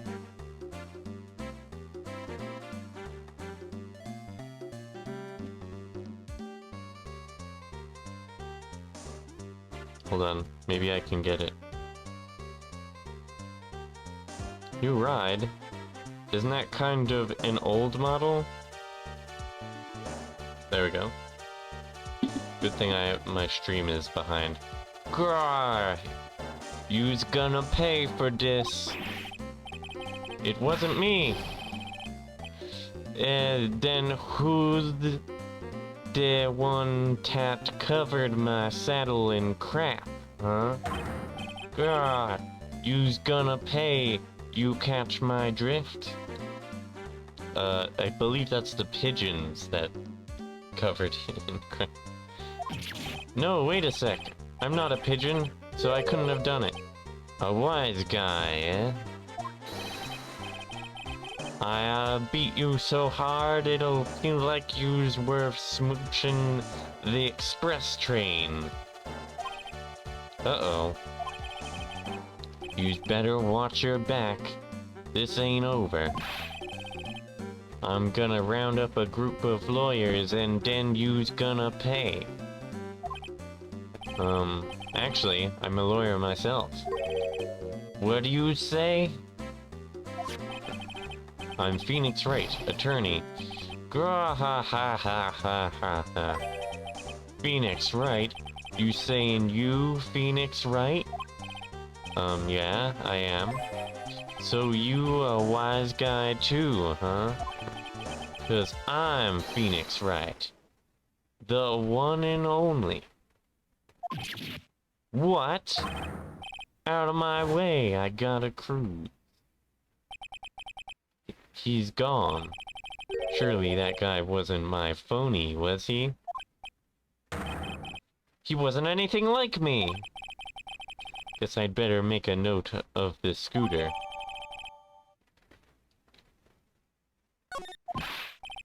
Kya, pathetic. Oh, it's you. A few threats from a little brat like that. And you look like a pigeon that's got seeds in its eyes. Have you been here the whole time then?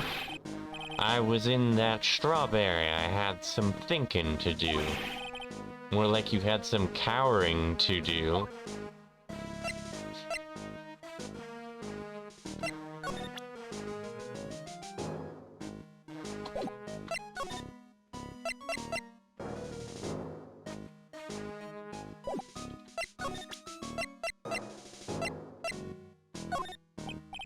Excuse me, sir.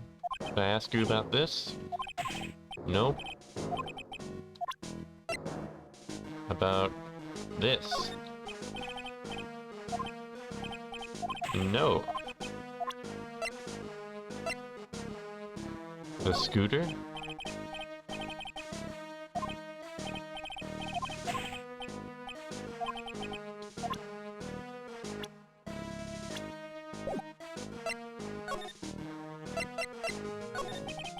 Are you a regular at that restaurant, sir? It's just that if you dislike it so much, why would you keep going there? Sir? There you are, you filthy pigeons. You want food? Haha, take that.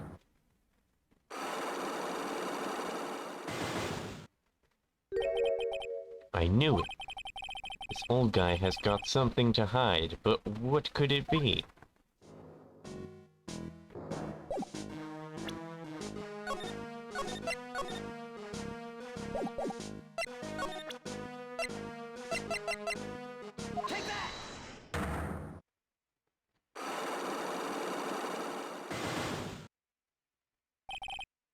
Dress bien regular. It's time you told me the truth. Why are you a regular at a restaurant that you dislike so much? Isn't it obvious? People only have one reason to go to restaurants. To eat. To eat? Is that the whole truth? What do you mean? I don't think you go to that restaurant for the food at all. You insolent brat! How dare you accuse me? What proof have you got? I can tell that not you nor anyone else in the world would go to that place for its food.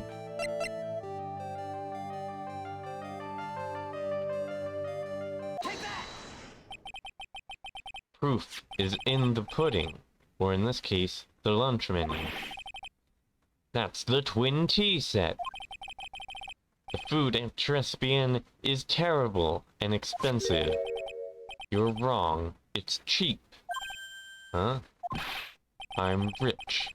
I inherited money when I was a boy. Yes, I'm stinking rich. I haven't done a jot of work since I was born, other than feeding the pigeons. What a load of crock. The taste's another story, but the price is nothing to me. So you're saying that you go there because you've got money to burn? Exactly. I have so much cash, I go for a swim in my money vault every day. Unfortunately, that's a lie. What? You don't have money to burn. You're flat broke. Because job listings. This is yours, right? My magazine! Why would a rich retiree be looking for a job? I was... so what? So I was looking for a job. I'm buying a lot at the moment. I need spending money. Oh. I don't go to that restaurant for food. I just go for the... Javachino. Yeah, I think you mean... cappuccino. Anyway, how much does a cappuccino cost there? $8. It's had to be some golden beans. What's your problem? You think a poor man would be better off drinking dishwasher, do you? Is that it? No, I wasn't thinking that. I was wondering if the coffee there is really that great. No, it's not. But anyway, yes, that place has free newspapers to read every day. Newspapers? Exactly. They don't want me hanging around at home, so I go there. I'm sorry, sir, but there are no free newspapers to read at Trespian.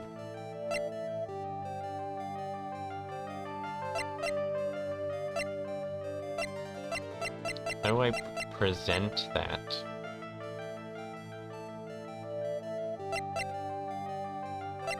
I guess I just present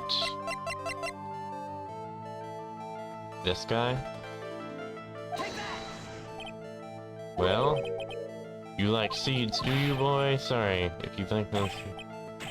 Ow! Don't throw seeds at me!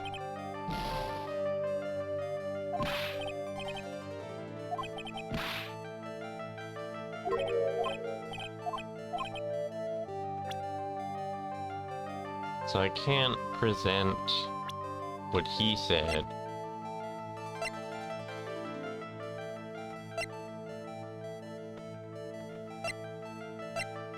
How do I prove that they don't have newspapers?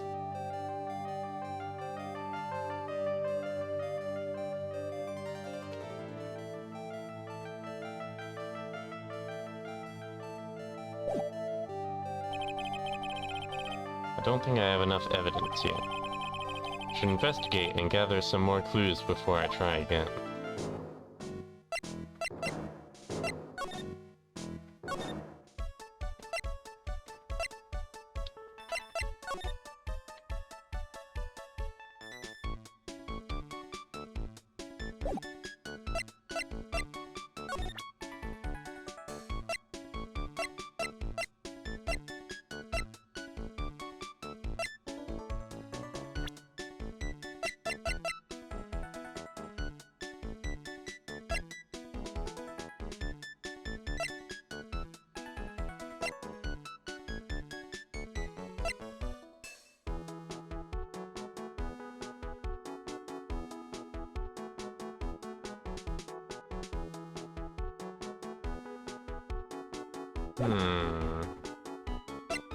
I gave him that newspaper.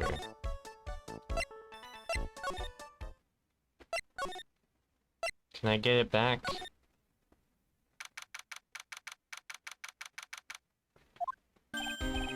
Hey, you're just in time. Thanks, I need the newspaper back, please. What is it, Detective Gumshoe? The lab got back to me about the newspaper that you gave me. You must mean the sports paper with the memo scribbled on it. So, what did they say? Did the analysis turn up anything? They said the doodle was written by the victim, Glenn Elg. No doubt about it. I expected as much. The victim took the paper with him to the restaurant on the day of the murder. That's our best interpretation of the facts at the moment.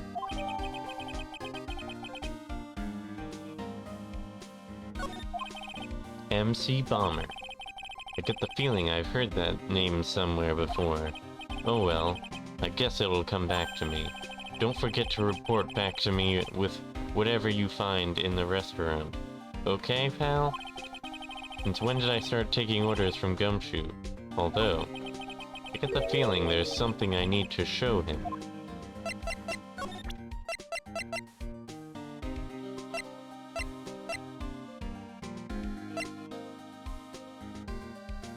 I need to show him this. You got one of those aroma bottles too, huh? Only this one doesn't smell. Huh? I don't get it. This was mixed in with all the other aromatherapy bottles, but it's not the same. It doesn't even look the same, wouldn't you agree? A cologne bottle that doesn't smell, huh? Smells like a skunk to me, pal. Mind letting me borrow that bottle for a while? I want to send it to the lab for analysis. The victim was poisoned, so the contents of this bottle are pretty important. Small bottle given to Detective Gumshoe. Had a hunch there was something funny about that chef. You suspect Jean Armstrong? I've got that guy's number. I know what his secret is. That must be the same secret Gumshoe was talking about before. I guess I'd better fill you in on the details. About this Armstrong guy's secret, I mean.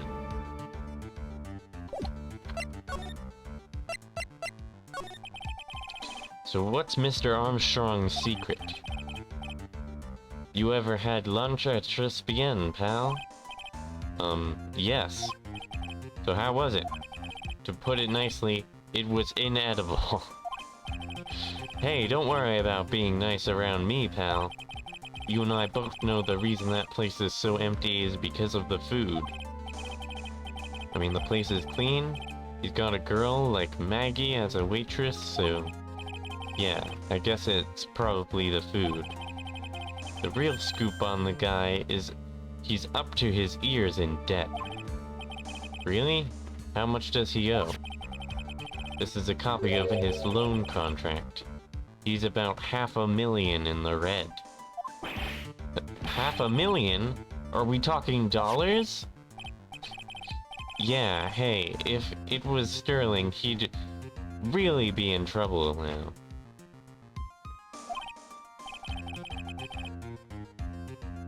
Sorry. That figure just took me by surprise. Yeah, this case is full of surprises, and I'd be willing to bet that chef's got something to do with most of them. That's my hunch. John's debt is $500,000. The owner of the loan is Tender Lender. Excuse me? What kind of name is Tender Lender?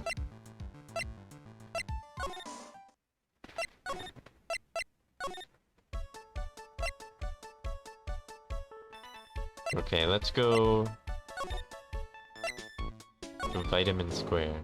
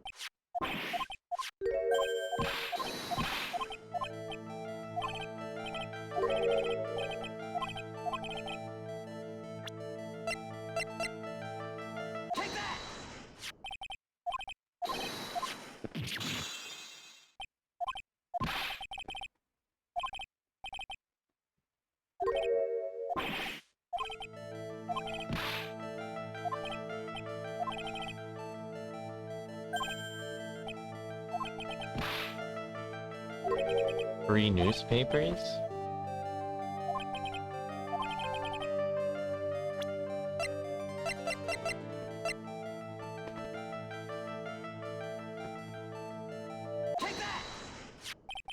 Take a look at this. What is it?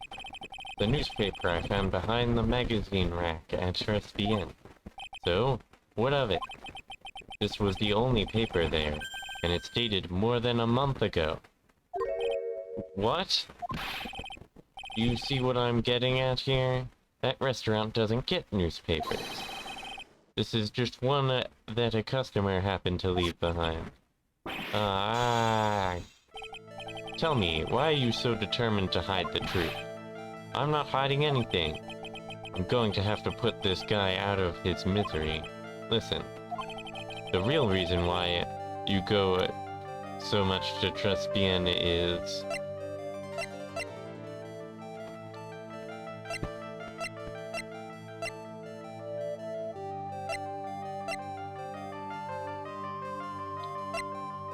the waitress?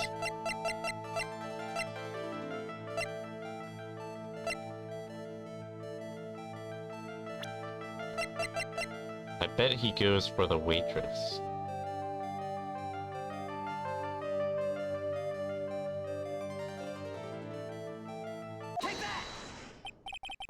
What are you asking me about that girl for?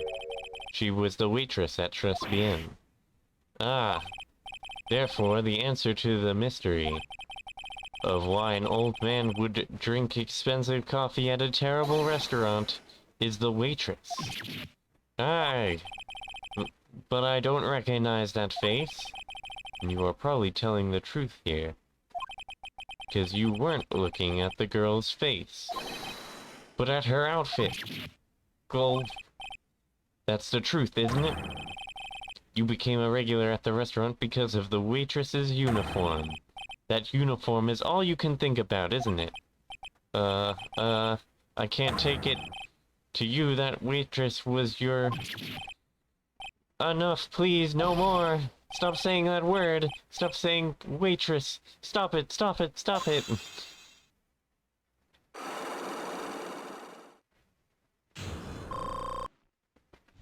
We got our HP back.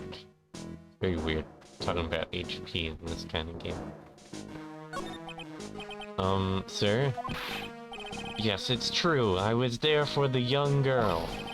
Fine, so I'm a dirty, wicked, sinful old devil. No, I didn't mean it like that. I even get one of those lousy cups of Java Chino every time for $8. All because of the serving girl. Punish me, lock me up. Really, that's not what I'm here for. You'll be the same another 20 years and you'll understand what it's like. You'll know how painful it is to be an old man like me. No, really, listen, sir. Stop calling me that.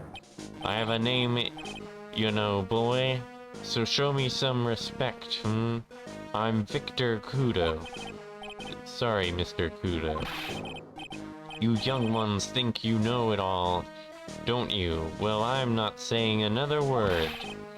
I won't tell you anything more. This guy was in the restaurant at the time of the incident, which means I have to hear his testimony one way or another. I don't believe this. I even broke his psych locks and everything. Guess I'll have to try to get him when he's in a better mood.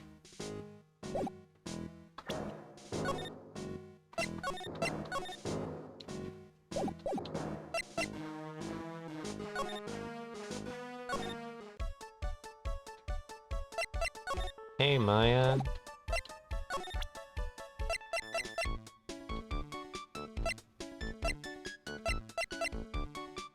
Did you know about this?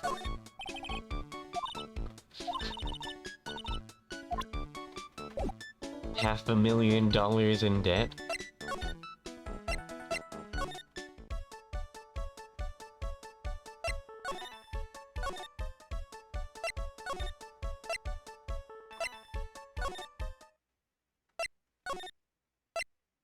Where do I go now?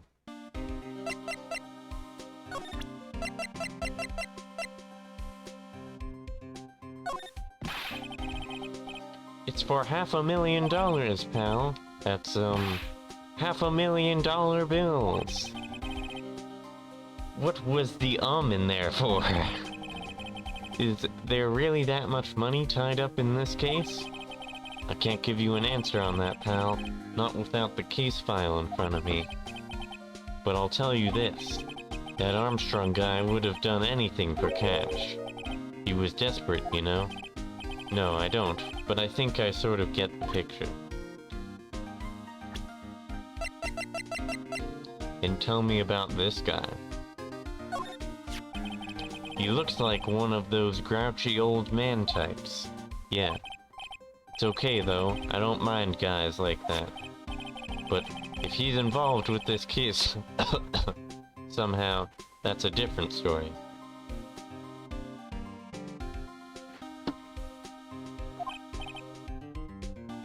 Sure. Here's a tip for you, pal. If you want to get information out of a guy like that, you're gonna have to find his weakness and try to get under his skin. His weakness? Wonder what that might be. I don't even need your help on this.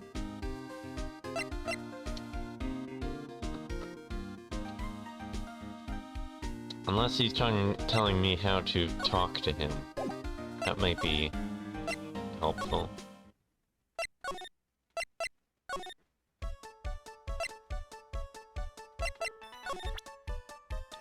Hey, do you know about this old guy? Oh, it's that old man! Is he still feeding the pigeons? You mean throwing seeds at them? Yeah, he fed me as well. I got a bunch of those seeds in my eyes. Oh, ouch. Hey Maya, would you mind coming with me for a while? Oh, I see. Huh? Me? Why? There's something I really want to ask that old man. Sure, okay. I'll just get changed. No, stay in your uniform. No, hang on. Can you go like that? I guess. Sir. You again? Well, I see. Nick? His eyes are burning into me. It's okay. I think it's going pretty well. Gah. Huh? You're still just a little child. Run along and play on the slide, alright? Play on the slide? Ah, we were so close. Just a little more and he would have spilled. Pigeon. Gah. How can we crack this guy? Excuse me, please, sir. Quiet, can't you see I'm feeding the pigeon? Mia? Well? If you don't mind, sir, I'd really love to talk with you. Yes. Of course. JoJo reference. Certainly, I'm Victor Kudo. Even from beyond the grave, wow.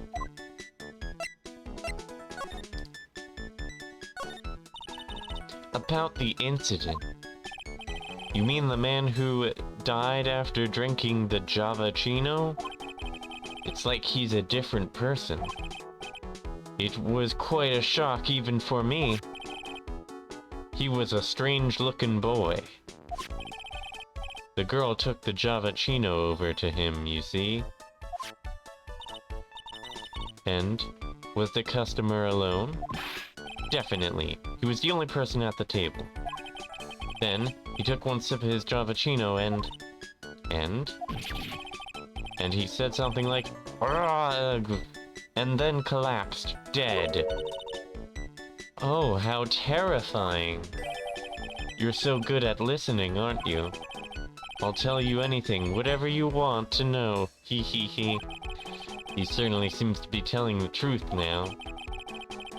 But it looks like Mr. Kudo doesn't see this other man either. Do you like the food at Tresbian? Well, of course. I'm really quite a sophisticated man. I was a young businessman once, you know. I set up a casino in London. Really? How interesting.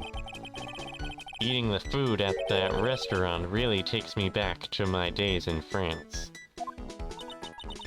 What a lovely story. London's in England, not France. Ah, yes. France is one. London, France. Ah, yes, France is wonderful. I'd love to show you around the city sometime. It's too much. I can't take it. I want France. Ha ha ha. I can't believe Mia's laughing at the guy.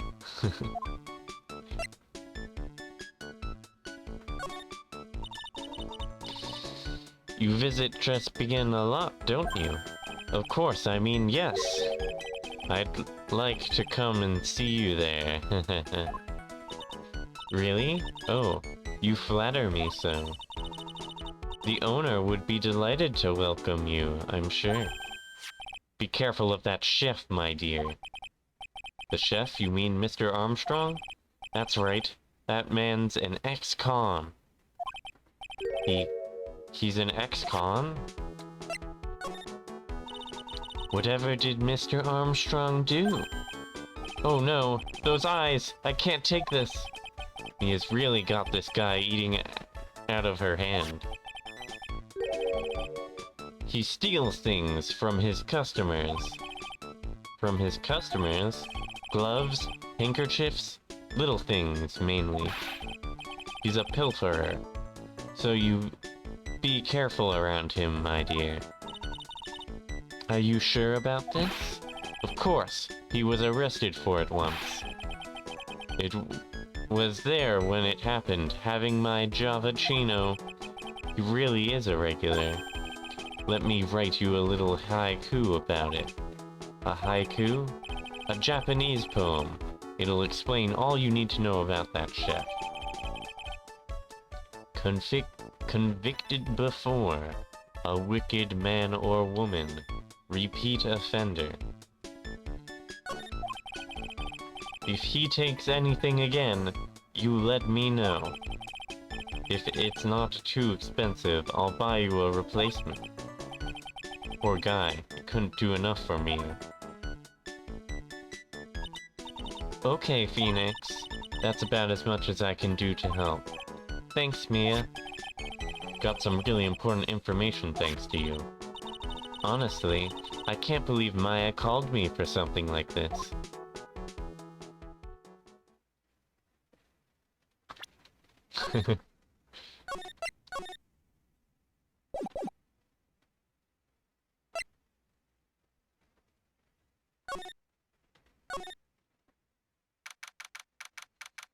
Okay, let's talk to the chef about his record and his $500,000 in debt. Oh, Maya changed it up her clothes. I guess it's about time to wrap up today's investigation. Had enough of being a waitress? Yeah, plus no one came to the restaurant. Oh la la, Mademoiselle Maya. Non. Non. How can you leave me like this? I'm sorry. That reminds me. Mr. Armstrong had a psych lock, or 3, didn't he? I'm going to have to break those. Mr. Armstrong, I hope you won't mind, but I'd like to have another word with you. Volunteers, of course.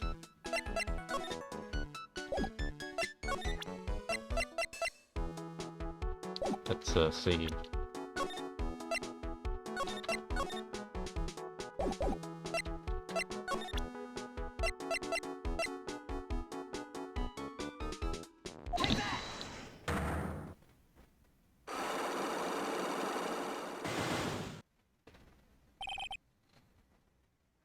What is he doing? Maggie's motive. What is happening? I do not like this horrible feeling. I have to know the truth. What happened that day? Alas, I will confess everything. Just don't hurt me. Huh? Well, that was a new world record. It was a lottery ticket. A lottery ticket? The man who died here had a lottery ticket. For $500,000. Oh, that's convenient. $500,000? Oui. But after the incident, this ticket... it disappeared. The ticket disappeared? This was the motive that the prosecution gave for Maggie. They said that she poisoned the man to get the $500,000 lottery ticket. Why didn't you tell me about this sooner? My so lords, you've been trying to hide this... you've been... Phoenix doesn't have a French accent. You've been trying to hide this information about the lottery ticket from me, and I want to know the reason why. No, monsieur, you doubt me? But I have confessed to you everything I know. Mr. Armstrong, The $500,000 lottery ticket. I think I know who took it. I think the winning ticket was stolen by this person. By you! Mr. Armstrong, I believe there is a very high probability that it was you. Ah! Wow. That is one piercing scream, even for a man like him. My poor boy? Why? You have no evidence. I am not masked a mask. I am not the kind of person who steals the property of others. Sorry to disappoint you, Mr. Armstrong, but I have evidence to the contrary. I present to you proof that you have stolen from others in the past.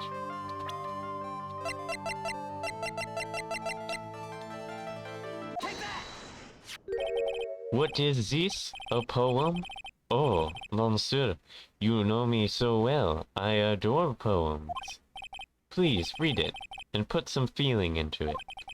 Convicted before, a wicked man or woman, repeat offender. I'm sorry to have to bring it up, Mr. Armstrong, but you have been arrested for stealing from your customers before, haven't you? Mon Dieu, le mensonge. You are the liar. You deny it? Do not make la false accusations. S'il vous plaît. I don't know how to say that. So do you have any proof?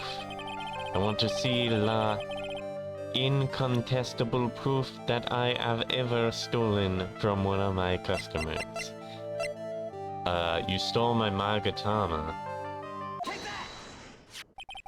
Seems old habits die hard, Mr. Armstrong. What is that? This is my Magatama. And I found it in your kitchen. No! Wow, that scream just about broke some windows. Oui. I have a weakness for la little trinkets and la figurines. And my hand, it just slips out. I cannot stop it. You've stolen handkerchiefs, gloves, and other things from your customers, right? Oui, it is la truth. I am just a timid little girl inside, monsieur. A timid little girl. Besides, this time, it was not a small trinket, oui? It was $500,000. My snon. Why would I steal it? I have no need for such money. Really now? Oh, monsieur, what is it? Isn't it true that you're in some pretty serious trouble? And that you are in desperate need for a large amount of cash?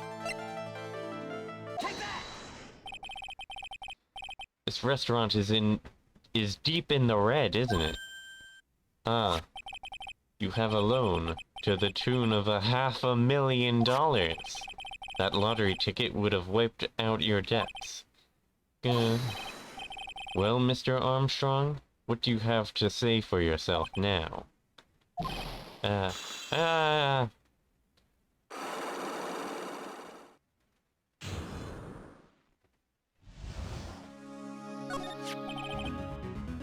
Mr. Armstrong, you said that the victim had a winning lottery ticket for $500,000. How did you know he had something like that in the first place? The man, he was listening to la radio with his earpiece. Maggie said something about that too. Winning numbers was announced on la news, I think. All of a sudden, he exploded. Yes, $500,000, he shouted. I don't think he said it in that accent, though. And the ticket? Oui, he had all of his tickets spread out on the table. I was so desperately in need of money, so I put the poison in his coffee? No, no, no, no, no. Oh no, you naughty man. I simply helped myself to one of his tickets. What? La victim collapsed and Maggie passed out. I thought to myself, pourquoi pass? He had so many of them. Yeah, but only one of them was the winning ticket, right? How could you do that, Mr. Armstrong? Maggie was arrested because of you. No, this is not true. I did not take it. La ticket for $500,000, I mean. But you just told us you did. You said you took a ticket. Mais non, ma frère. It was not. That's enough. Huh? Ah! Mr. Godot! What the heck are you doing here? This is without a doubt the worst coffee I've ever tasted, Mr. Armstrong. He came in here for coffee? Does his craving for coffee know no bounds? Perhaps Mr. Armstrong stole one of the victim's tickets on the day in question. I am la Ed, no? Just a pretty little girl who everyone is laughing at. But in that case, Maggie shouldn't be the only one under suspicion. He had the wrong ticket. What? Mr. Armstrong made off with the winning ticket's pretty neighbor. So the ticket he took was worthless? Not quite. He did win something. $1. You see, I am just a pretty face. Without my looks, I had nothing. So, what happened to the winning ticket then? The one he meant to steal. Indeed, what did happen to it? I don't like spoiling myself by watching trailers, so we'll just wait and see how the movie turns out tomorrow, won't we?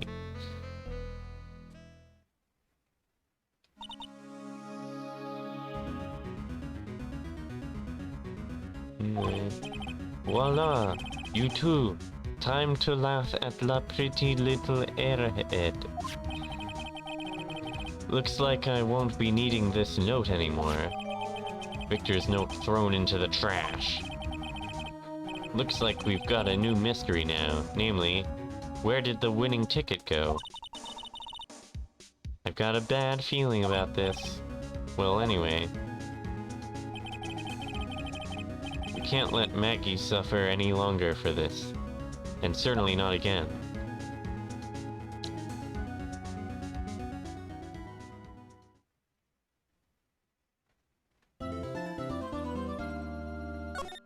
Yes, I'd like to save my progress.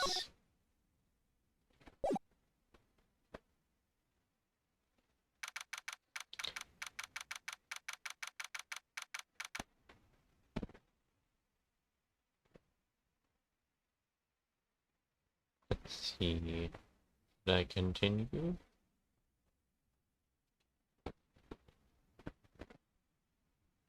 Is anyone on now? No, no one is on, literally. Yeah, I could go for another half hour. Oh, I see. I guess I should have expected this. Nobody saw the other guy, huh?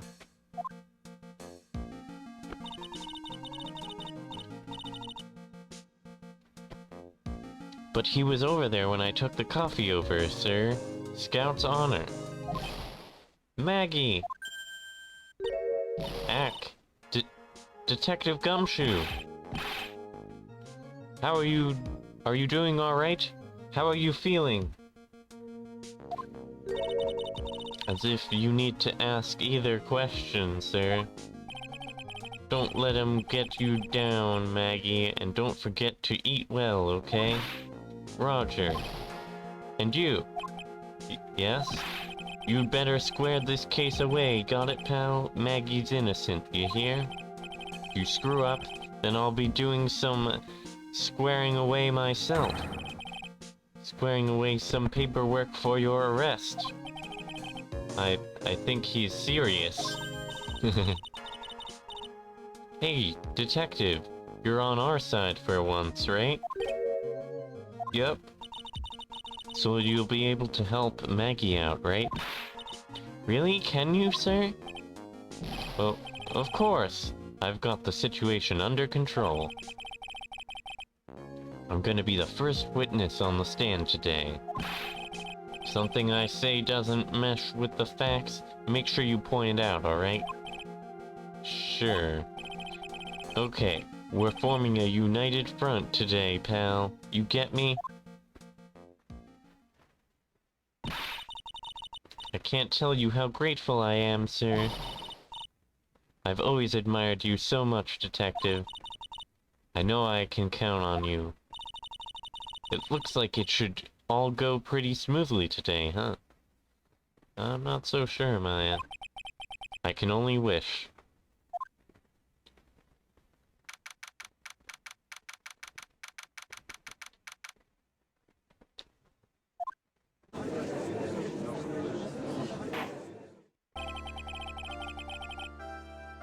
The court is now in session for the trial of Maggie Bird. The defense is ready, Your Honor.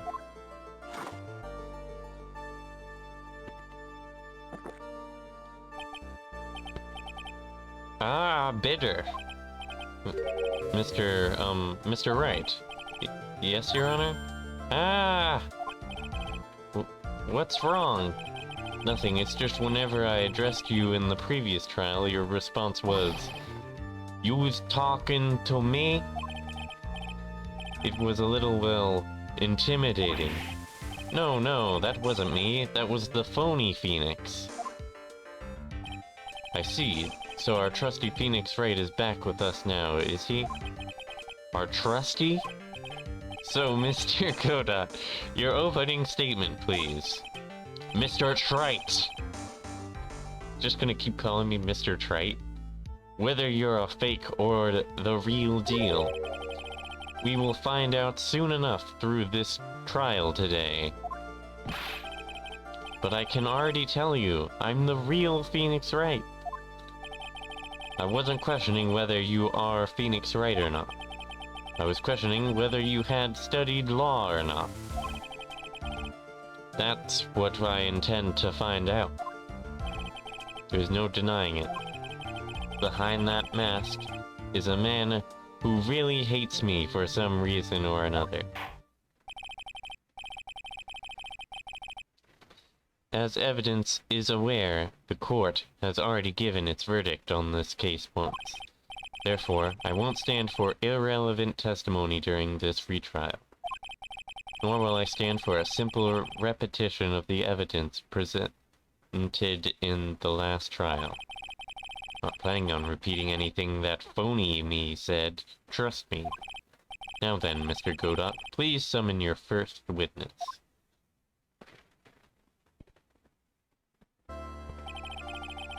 Let's start with the formalities, shall we?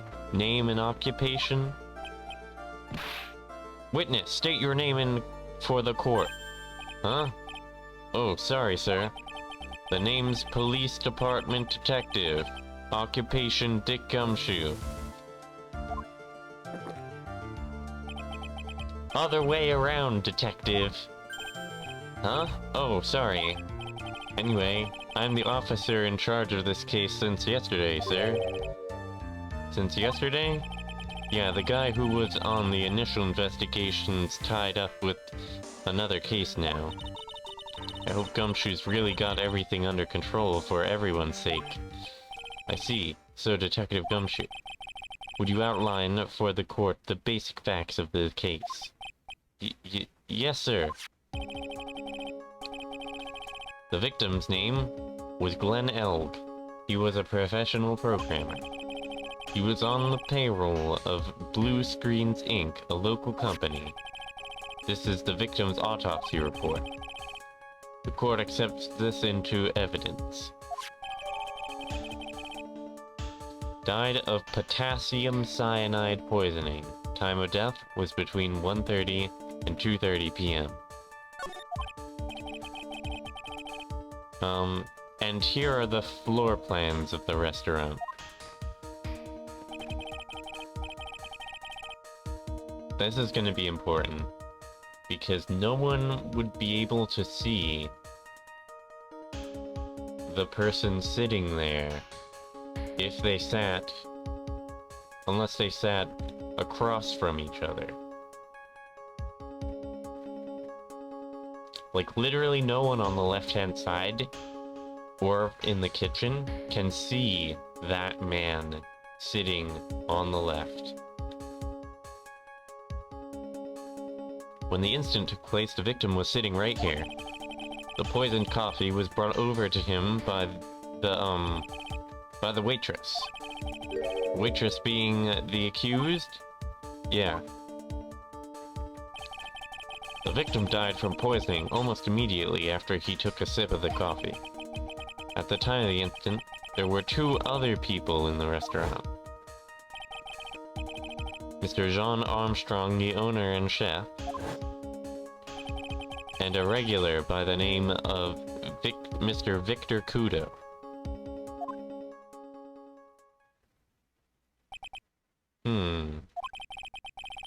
Still seems to be a very straightforward case to me.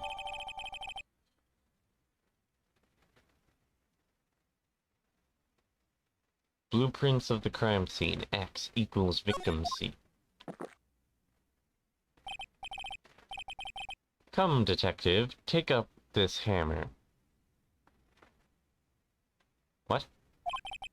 And nail the defendant's coffin shut with your own 2 hands. Now then, Detective Gumshoe, let's have your testimony. Yes, sir.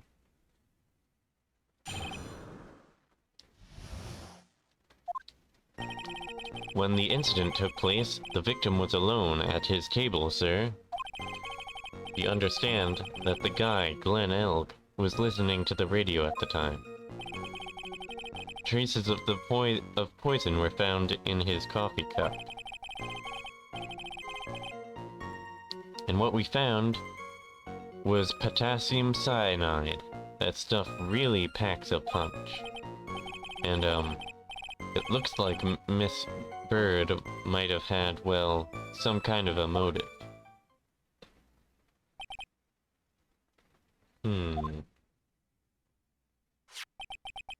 Using the dark, aromatic depths of coffee to conceal the poison. Classy lady. The facts of this case seem to be ironclad. Mr. Wright, I would ask you to begin your cross-examination, but... Yes? Please. No intimidation tricks this time around. Is that understood? I already told you that wasn't me.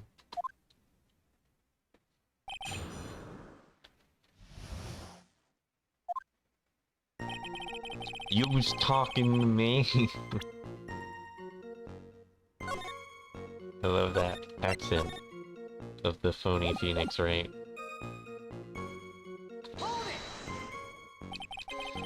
Can I stop you for just a minute? Huh? What is it? Did I say something that contradicts the evidence? He's so desperate for that to be true, he's practically crying. Your testimony just now doesn't match the testimony given by Miss Bird. She claims that there was another man at the victim's table. Yeah, that's what she said, and that killer wouldn't say that... What killer wouldn't say that when faced with a homicide conviction? Hey, sadly her testimony isn't supported by the owner or the other customer. Isn't that right, Detective Gumshoe? Yeah, it's true. their two testimonies tie up on that. But there was no way they could have known that there was a man there. They both said that there was no other guy at the table. What should I do? Should I press on this point a little harder or not? Yes, press harder. Well, maybe the other witnesses just missed him. Perhaps their view of the victim's table was obscured in some way. Huh. That argument is as weak as the coffee at bien, Wright. I have here in my possession a ticket. A ticket? Looks more like a photo to me. Yes. A one-way ticket to Guiltyville. Population, the defendant.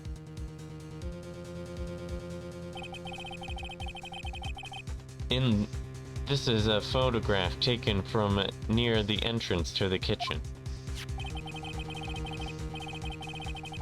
This is the scene as witnessed by the chef moments after the poisoning took place, correct? I think the court will agree that with such a clear view of the scene of the crime, how, Mr. Wright, could anyone have overlooked a second person at the table?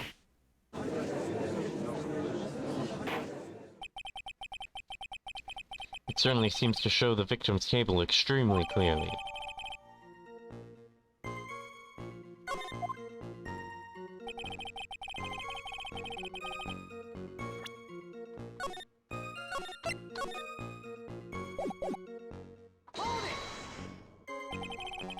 He was listening to his radio, you say? Yeah. He had a portable radio in his chest pocket. Maggie told us that too, didn't she? Something about how one of them had some sort of earpiece. What should I do? Should I press on this point a little harder or not? Sure. And what was it that the victim was listening to on the radio, Detective Gumshoe? Huh? How should I know? Thanks a lot.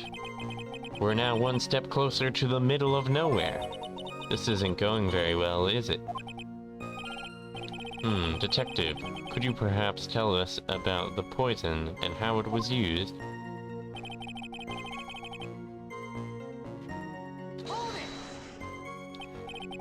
So traces of the poison were found in the coffee cup and nowhere else?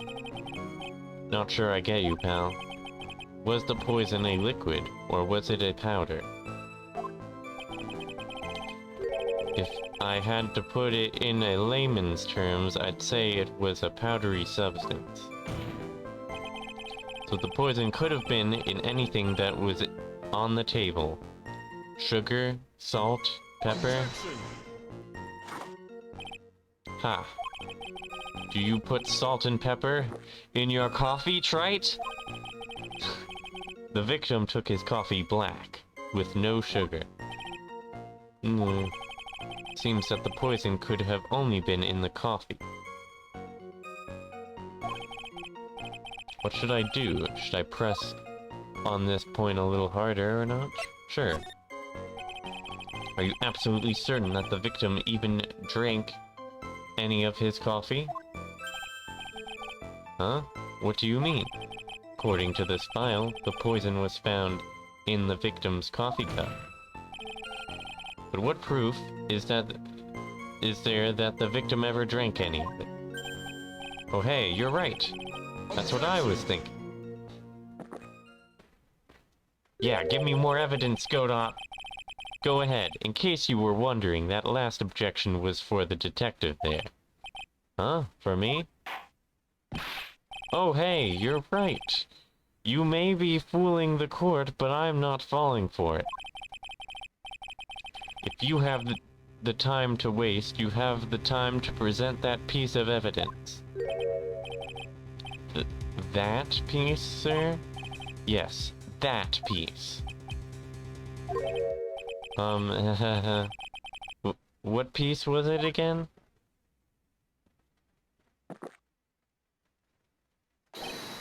This!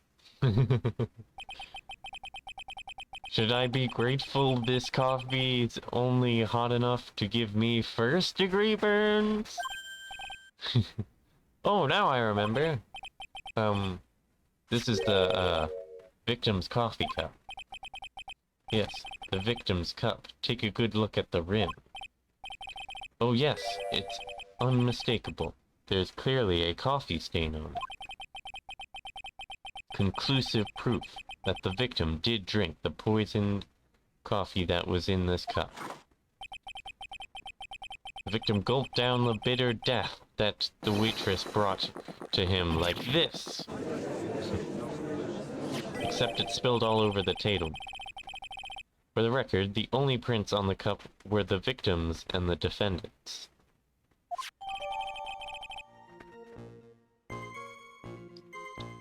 Coffee contained potassium cyanide, covered in the victim's and Maggie's fingerprints. Upon further investigation of this cup, we found a certain chemical substance. That stuff really packs a punch!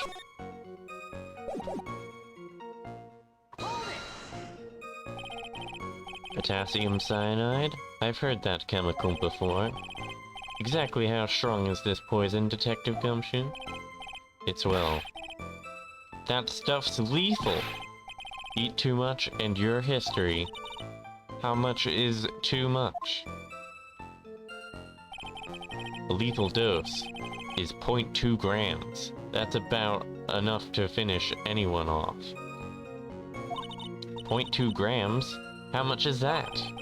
You know when you swab your ears for earwax? Yeah, about that much. Earwax, huh? Sounds like something Gumshoe got an abundance of. Such a small quantity of poison could have been concealed anywhere.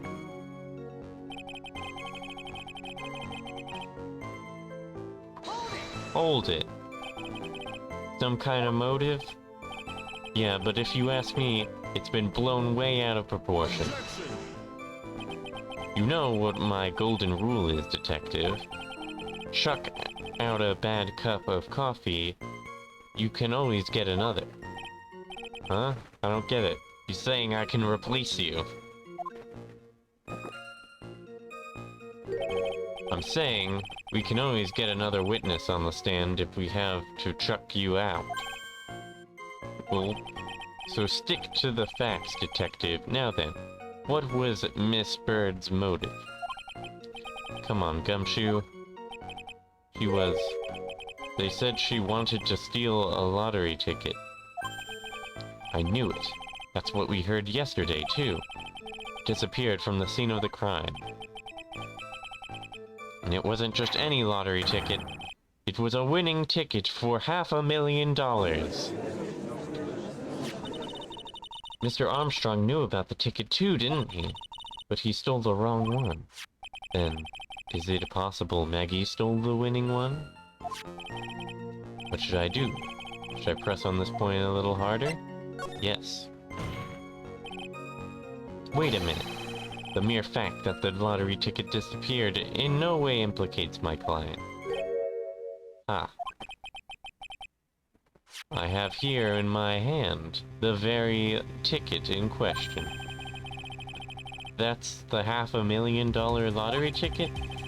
One of the female police officers found it when she was conducting a search of the defendant. What?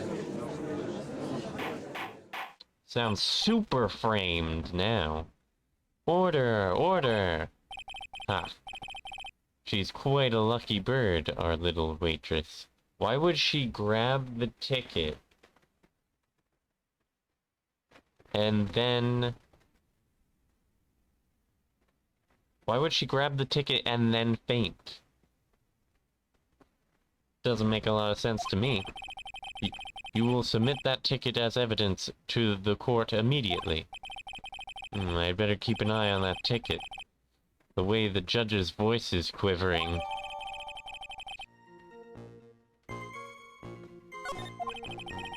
This ticket was presented to the court in the previous trial, too. It feels heavier now, somehow. $500,000, you say? It's just a scrap of paper. What matters is where it was found, Your Honor. And that's on Maggie's person, unfortunately.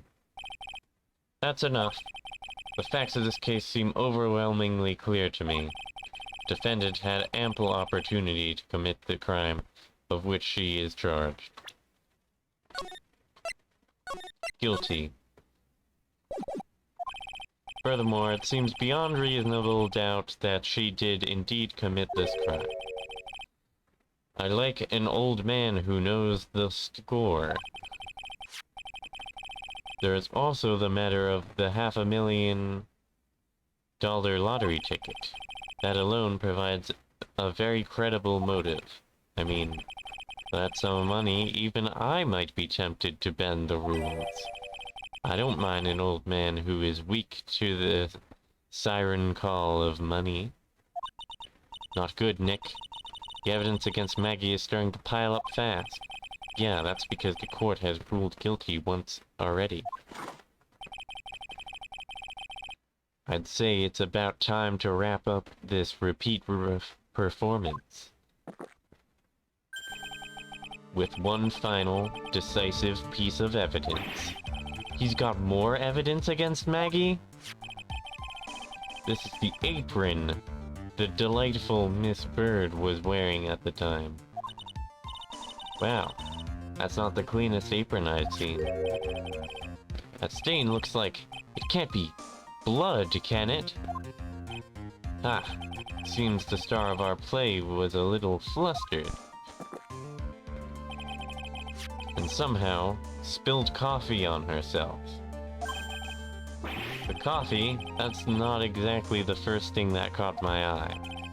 Of course, the coffee stain isn't the most interesting thing about this apron. No, there's something else that stands out even more. Something else? I presume you mean... Of course, I'm referring to the pocket. What? The pocket? Search carried out right after the incident uncovered this. Potassium cyanide, the very poison used by the killer, was in her apron pocket. A bottle of poison in Maggie's pocket? Yeah, and Maggie's prints were the only ones on it. What?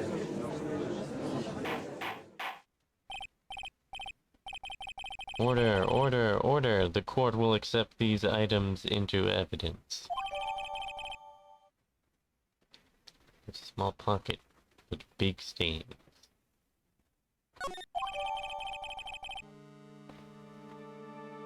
Deadly powdery poison bears Maggie's fingerprints found in her apron. Something's still bothering me, Mr. Godot. Why have you not explained the blood stain to the court? Bloodstain? What bloodstain would that be? Don't play games, prosecutor. The blood-colored stain that's smeared all over the apron. That's ridiculous. No one told me anything about a blood stain. You don't need to be told, just look at it. Well, detective, could this stain really be blood? No way, sir. It's just ketchup, sir. Ketchup? Must have gotten some on her apron while taking someone their breakfast that day. You could have spoken up a little sooner, Detective Gumshoe. Pull a stunt like that again, and I'll have you drink 17 cups of ketchup, witness. I thought everyone knew what it was already. I haven't seen anything yet to make me doubt the last ruling I made on this case. Motive, the opportunity, and the supporting evidence.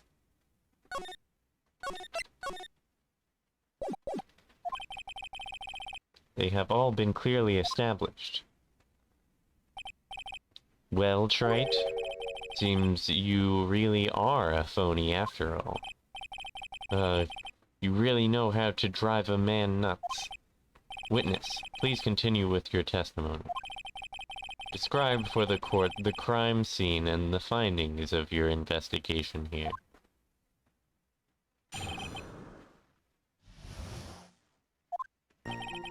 The crime was reported at 2:25 p.m. by a kind of scary old man, sir. Poor Maggie had passed out from the shock. It must have been real tough for her.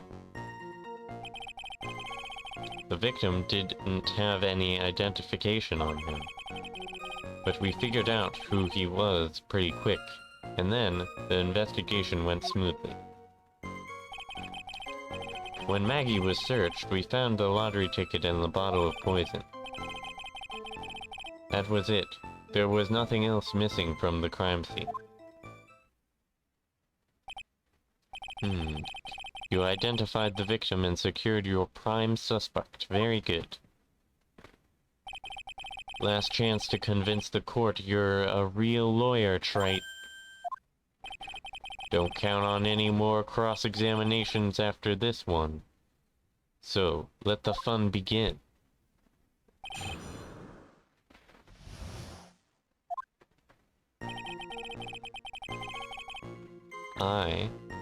I'm gonna stop there.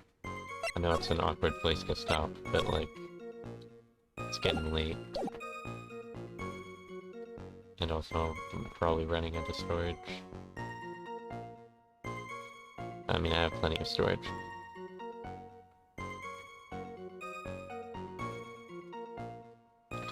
Okay.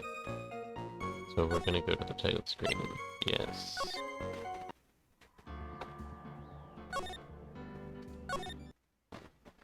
Thanks for watching. I'll see you next time, where I hopefully get the trial completed and probably have to do some other get some other information, since I still don't know who the phony is. Anyways, let's see. Let's raid my 2 dogs.